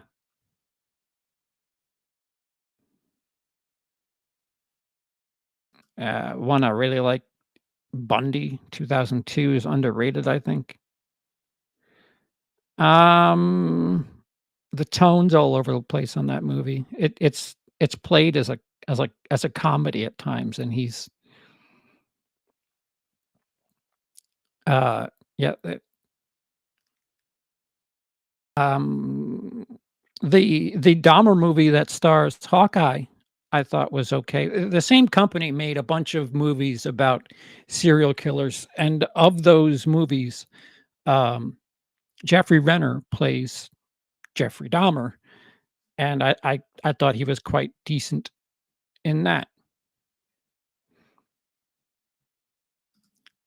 That one is a documentary if you're referring to the Gacy tapes. Okay, so it is a doc, yeah.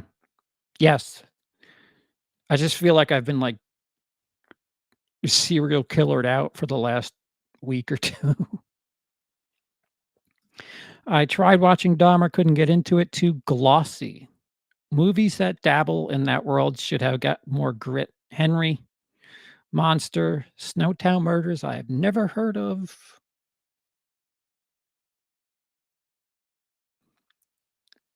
Right, and that's the problem. I agree wholeheartedly that when it comes to real life, we shouldn't know these people's names. It's really kinda gross. Who flew the planes into the World Trade Center? Do we know their names? Because they did disgusting things. No, but if you do it in a way that, emulates stuff we've seen in films, we kinda idolize them and have this, like, hero treatment that is kinda gross. Uh, and, in my little itty bitty movie Facebook group, I have a rule that we no no talking about real life shit, even if it's a movie based on a real life person. You could talk about the movie, but we're not glorifying anything. Jake, it, I would say give it a chance, but by the time they speak your language and speak to the unnatural nature in which we treat these horrible people is way late, is like the last third. And you end up hating the father character for uh, a bunch of different reasons. And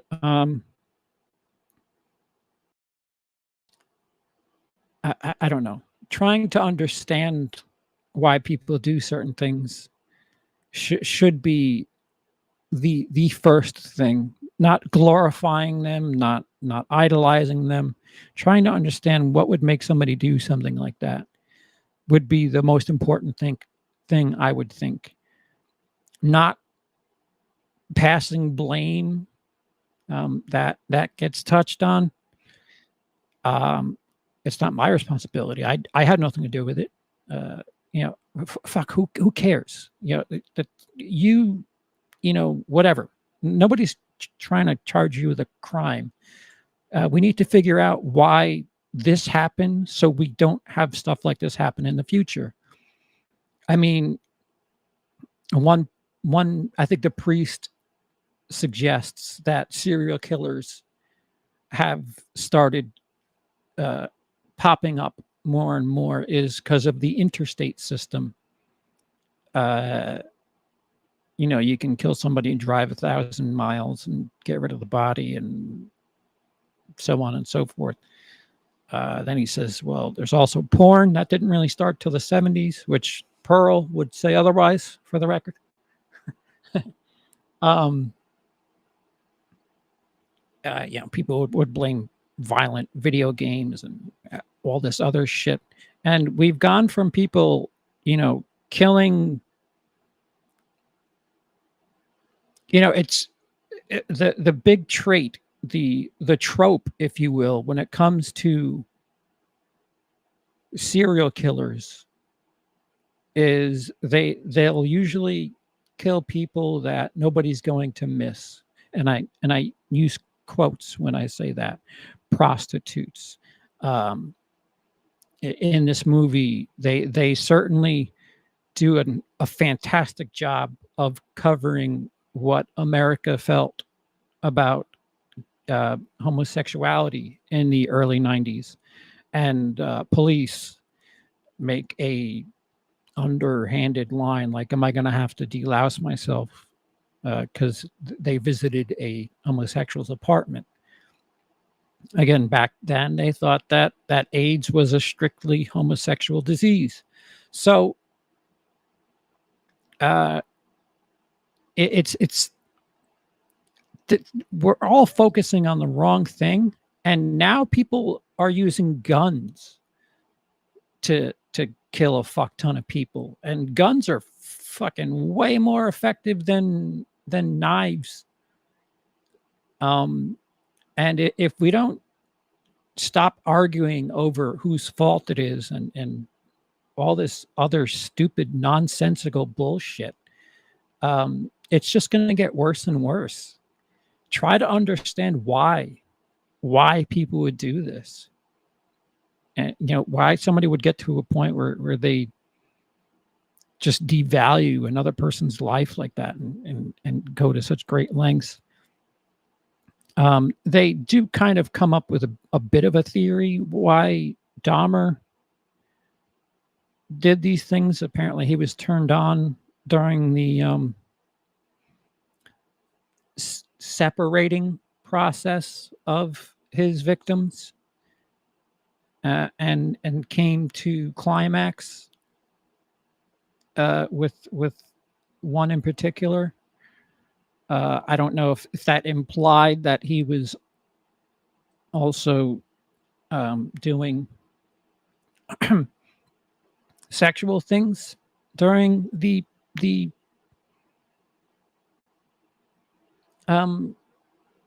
post-mortem arranging of parts.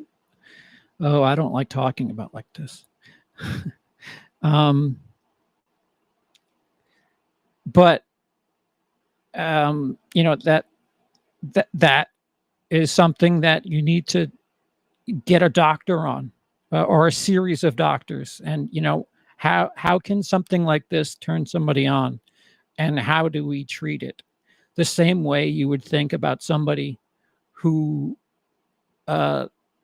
looks at kids and has the same thoughts. Yeah, it's terrible. We all agree it's terrible. Can we try to find out where it's coming from, why it happens? This just got way too real, and I don't like it. He would also do the same with Return of the Jedi. He was apparently enamored with the Emperor. Henry, Portrait of a Serial Killer, will never be topped. Chilling stuff. We are fascinated with a seemingly normal person who is such a deprived mind. Most serial killers seem like an average Joes on the surface. Yeah, well, that John Wayne Gacy thing. Yeah, apparently he was like really sociable, and that's creepy because murder is the exact opposite of sociable. Henry Lee Lucas and Otis Toole were clearly serial killers with their demeanor and background.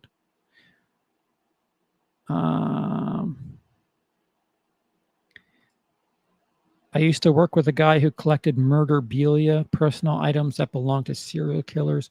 Morbid. Yeah, it's the same thing like people who collect paraphernalia from World War II.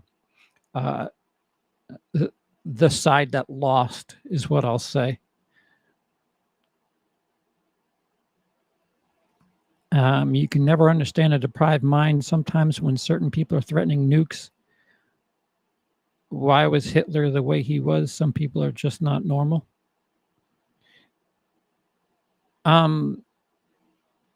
Yeah, but he's still to this day he's looked up to, and that is abnormal. You know, learning from the past to not repeat it is kind of what I'm trying to get at. And in many different cases, I mean, Hitler, shit. We're trying really hard here in America to replicate that. Prostitution is sadly an easy target for these guys, right? Because nobody knows their family, and it Confession Killer on Netflix is a good watch about Henry Lee Lucas. The reason people use hip hop, video games, horror movies as a scapegoat whenever tragedy happens is because it's easier to blame some boogeyman than to do an introspection. Exactly. Who the fuck cares why?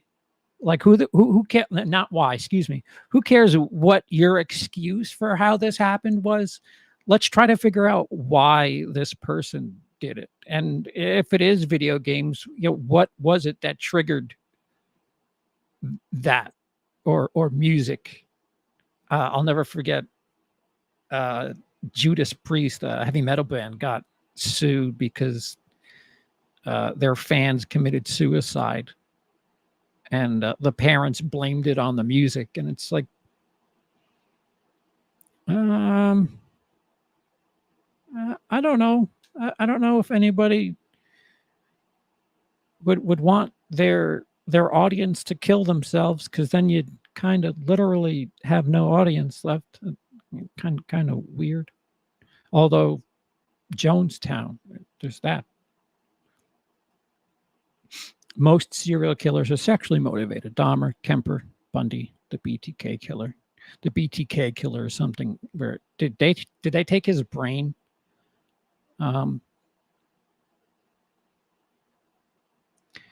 It is believed that the Zodiac is one of the few serial killers who wasn't sexually motivated, which is why when he knew he was on the verge of getting caught, he was able to stop.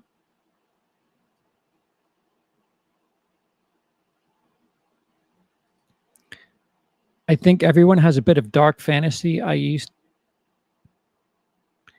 think everyone has a bit of dark fantasy I used to killing people in Grand Theft Auto. Video games don't make killers. I hate that argument. Difference between fiction and reality. Yeah. Yeah, I kill people daily if we're talking about video games. Not well. I'm not even good at it too. So I'd be caught in like hours if I used my video game expertise as a real life killer, because all you got to do is watch me on Twitch, because I'm bad at it.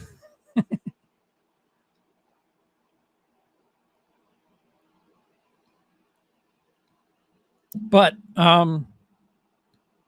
just like I kind of had a gripe with before. The Dahmer series certainly challenges the audience. You know, why are you watching this? Towards the end, the last 2 or 3 episodes, it feels like it's holding a mirror up to you. Like, why are you interested in this? Why do you know more about this than you do the fucking 30th president, which I literally can't name?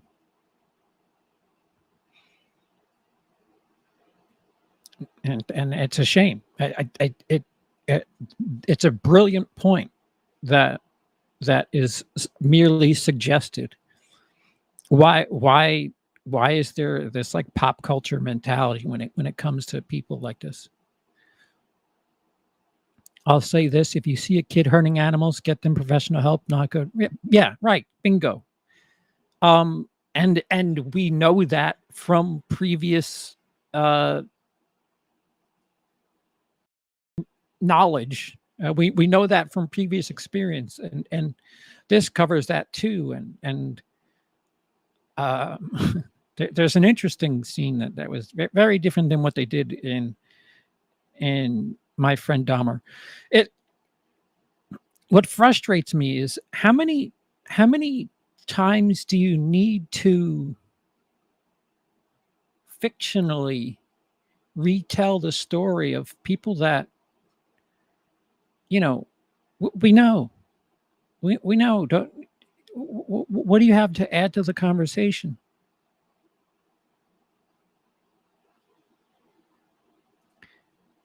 You know how my brain is, Jake. I guess I can. I've seen custom nightlights of serial killers on Etsy.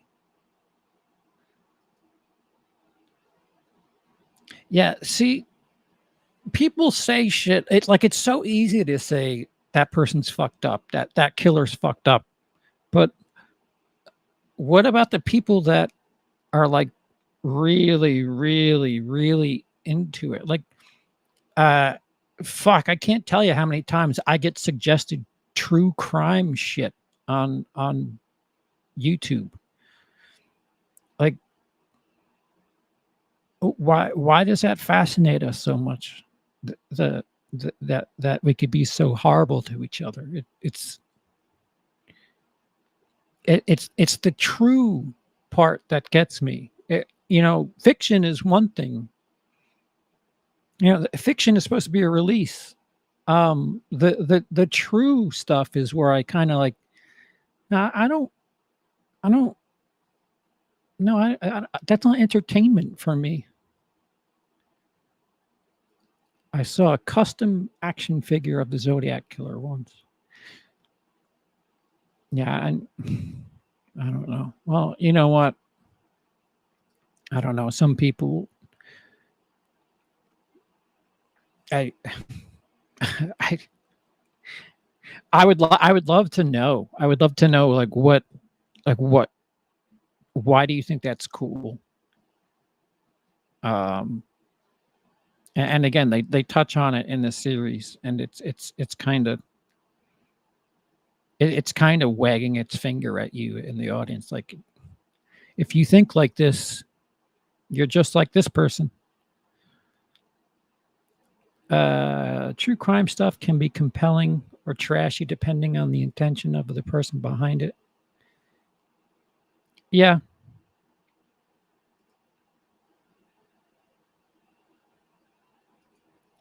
She used to make videos showing off custom jewelry and shit that she has. What the fuck?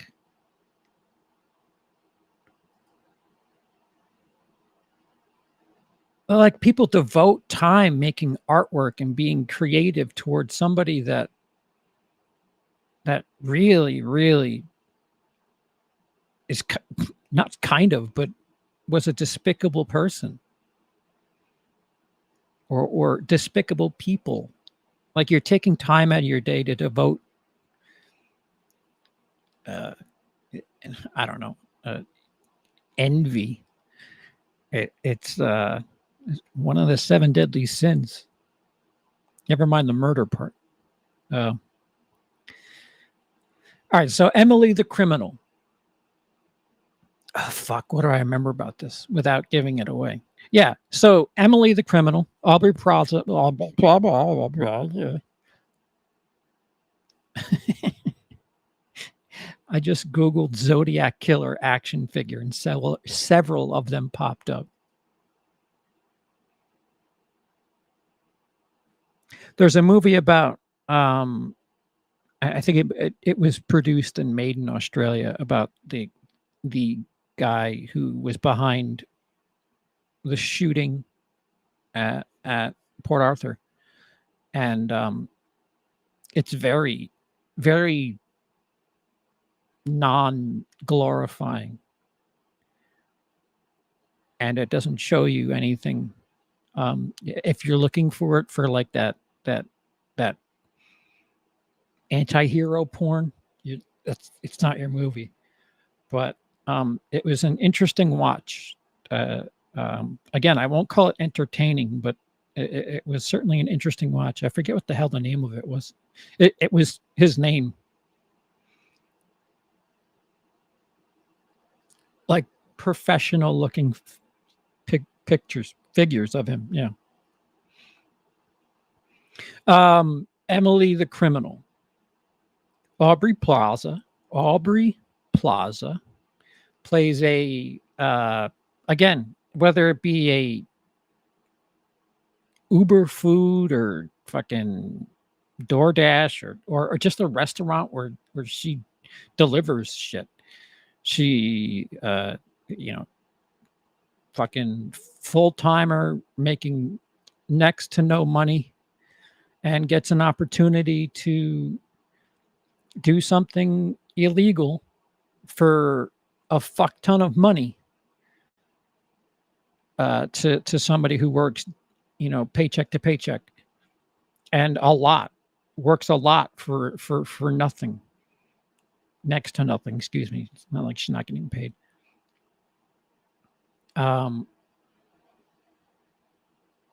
what is it? She has a DUI. I think like there's something on her record that makes it harder for her to get regular work. Was it a DUI or was it something that had to do with what she ends up like stealing? See, it's been too long. Did I write a review for it on Letterboxd? Well, anyway, she's not making enough money. She meets somebody who's into this underground world of doing some fucked up shit with credit cards, and she does it in and out. Uses this fake credit card in a store, gets paid handsomely, and wham bam, thank you ma'am, it's all over. And the person that turned her on to it, she asks him like, oh, what's the deal with these people? Like she wasn't done, but the person that turned her on to this gig, should I call it, he was like, yeah, I only did it once. And she wanted to be the fucking entrepreneur. The only thing, so she makes friends with one of the people that are running this operation, and they have her go do something way like step 2 is way bigger. And in the middle of this, she gets tested and fucking freaked out, and the relationship with the person that was training her gets a little more thick. The only thing that I wish this movie didn't do was give us a love interest. Like I just really wish, like we just could have done without the slightly love interesty portion of this story. but it's not anything that I would totally take away like points for. It's just, did you have to? It's currently number 3 on the year for me. My top 3 for 2022 are X, The Black Phone, and Emily the Criminal. She has a DUI, and when she fought back against her abusive ex, he pressed charges against her. Yeah. Yeah.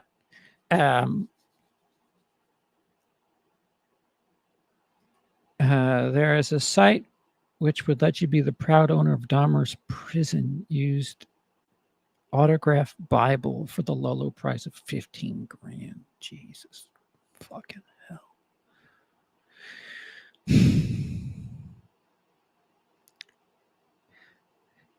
How did he know to autograph his Bible?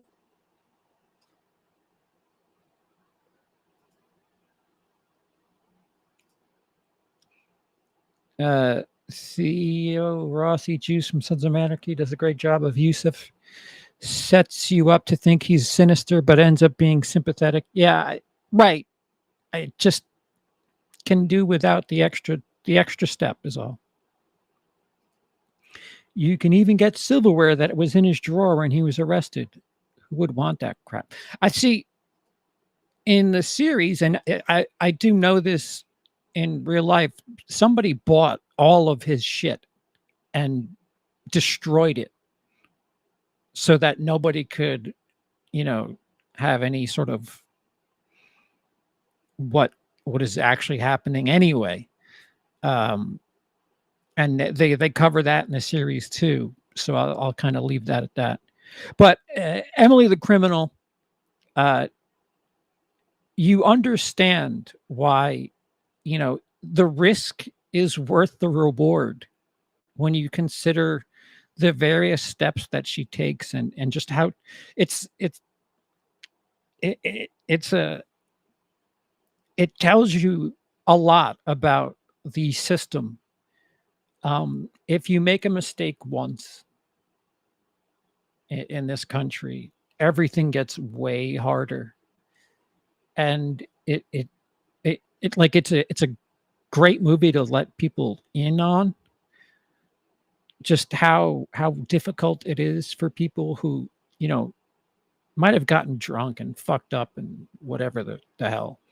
Their life instantly gets way harder when they try to rejoin society. But what's also true is being a criminal, it pays. It pays well. And it's easier. It's easier to cheat. That's nothing new. But you understand that they do enough in this movie to get you sympathetic towards what it is, the various decisions she's making. And again, Jake brought it up earlier. She's trying to go legit and get a real job where she can, stop doing this criminal lifestyle.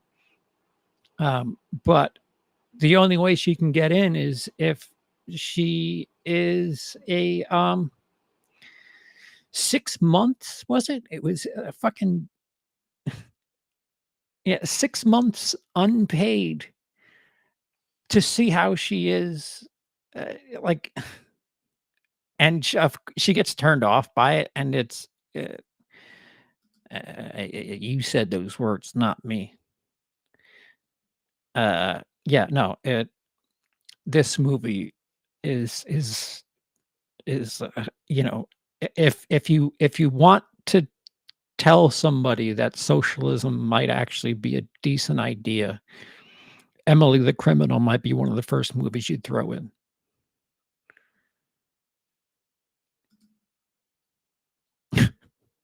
Okay. I just said I don't like glorifying stuff like this, and you're providing me eBay facts for this guy.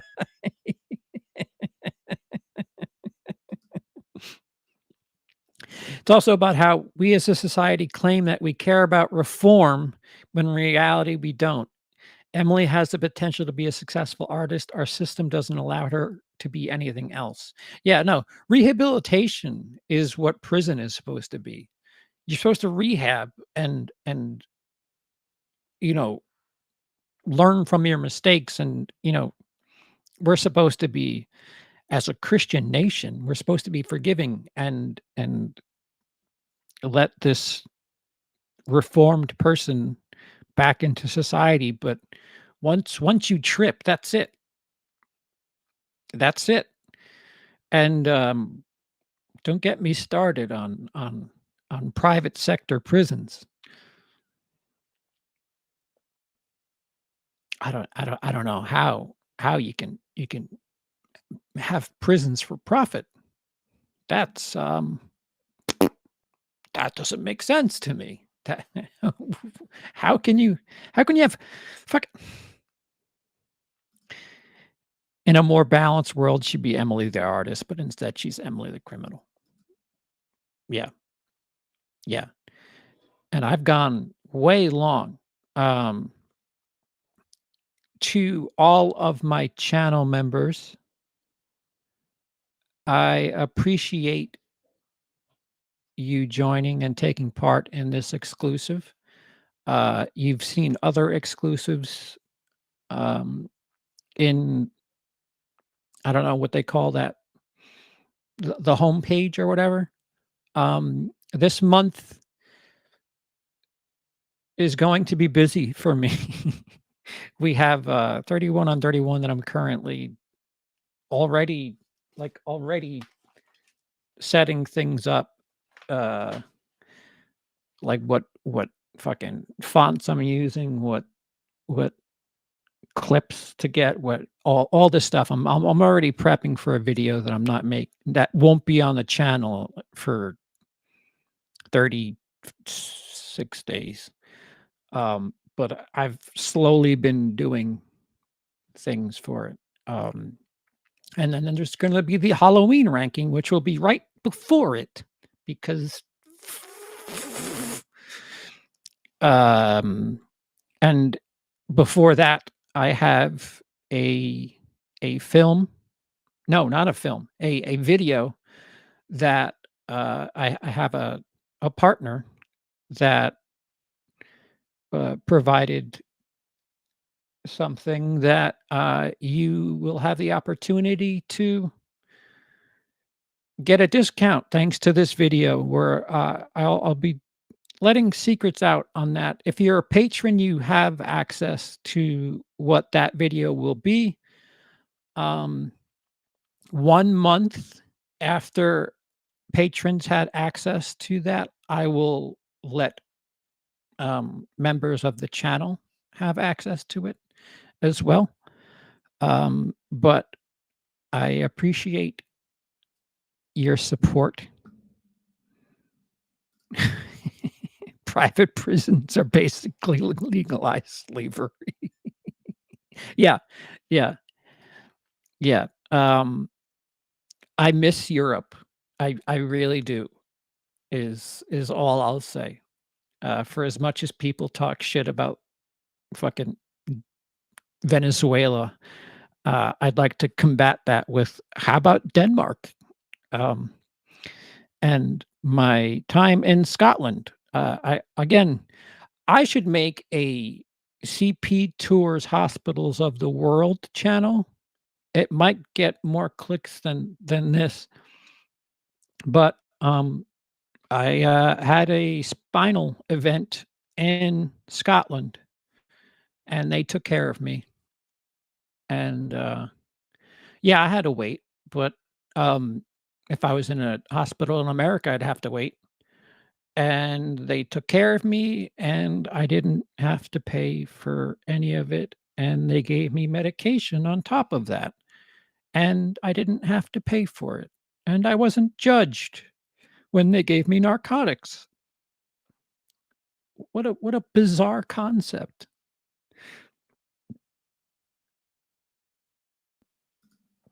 Which is more beneficial to you, Patreon member or channel member?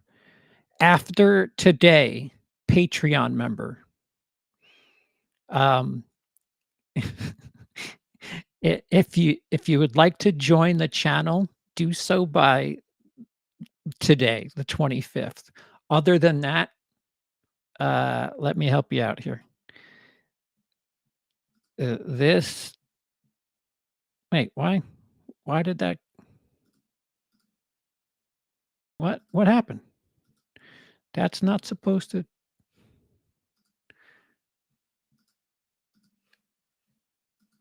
It's patreon.com/WILIscredia. That is it's better for everybody if I could be so forward. You guys get more stuff. Um,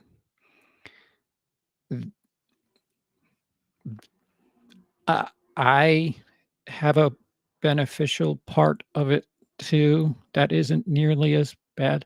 I'd like to talk about this after today. How about that? There are some people that will be able to explain to you why um, I would like channel members up until today. But if you're thinking about supporting the channel, just watching, clicking thumbs up, uh, sharing the video with somebody you think that might enjoy it, that's huge. Um, I know not everybody has money. That's fine. Being here is a fuck ton of support. I really appreciate it. I can't stress that enough. But if you would like to go the extra step, um, interactivity.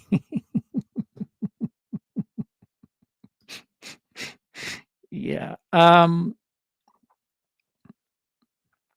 Yeah, and on Patreon, you get to DM me and request up to 50 videos, unlike just regular old Facebook or YouTube.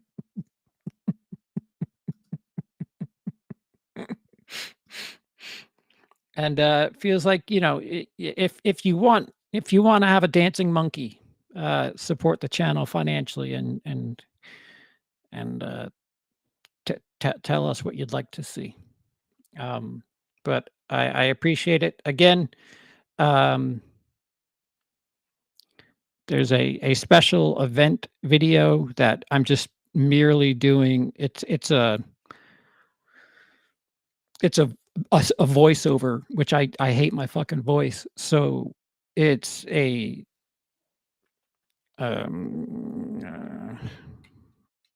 what do I call it? Yes. Yes. Um, at certain tiers. I don't remember. I have to double check. I have to rewipe that completely actually. But yes, Jake, yes. Um, it's a film theory-ish video that I do voiceover for. That should be the first thing that will be highly produced, and I'm going to try my best to get access to not this camera, um, to do the Halloween ranking and this year's 31 on 31, which is also 33 on 31. Um, and there's a company that should be reimbursing me for my lost things that are scattered about the United Kingdom. And they're really, really testing my patience, like a lot. My shit was stolen on their watch, and they're kind of like, well, did you buy the stuff with a credit card? Because usually that stuff's insured if you. And I'm like, motherfucker, some of this stuff goes back to 2005. What do you mean credit card? 3. All right. So, other than those 3 videos, one will it's basically a fucking reality of poker in films. I just let the cat out of the bag. And then the 2 fucking horror based things. I don't know what other stuff. Oh no, wait, Dice.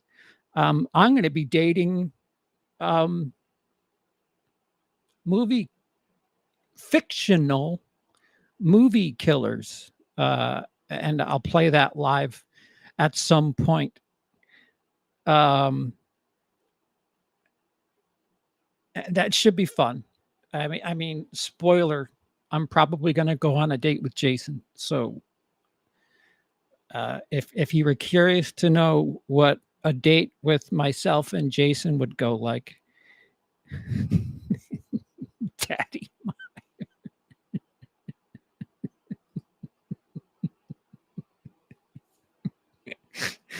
Yeah. Strip poker with Leatherface. Oh, have you played all the different? I don't want to have anything spoiled. Daddy Myers. Yeah, that'll happen at some point when I'm just shooting this shit. I'll date 1918 era Pearl. Why?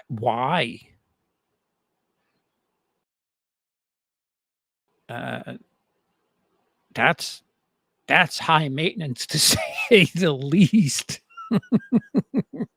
She lost her shit on the projectionist when he was leaving. Common theme between Pearl and Dahmer, abandonment issues. All right. Until next time. Yeah,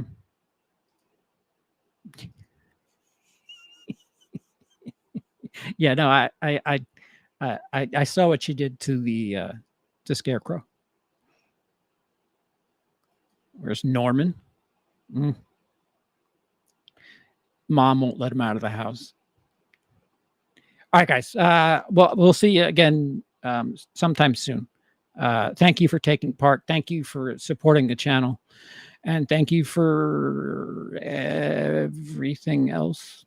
Making this go 2.5 hours. Fuck.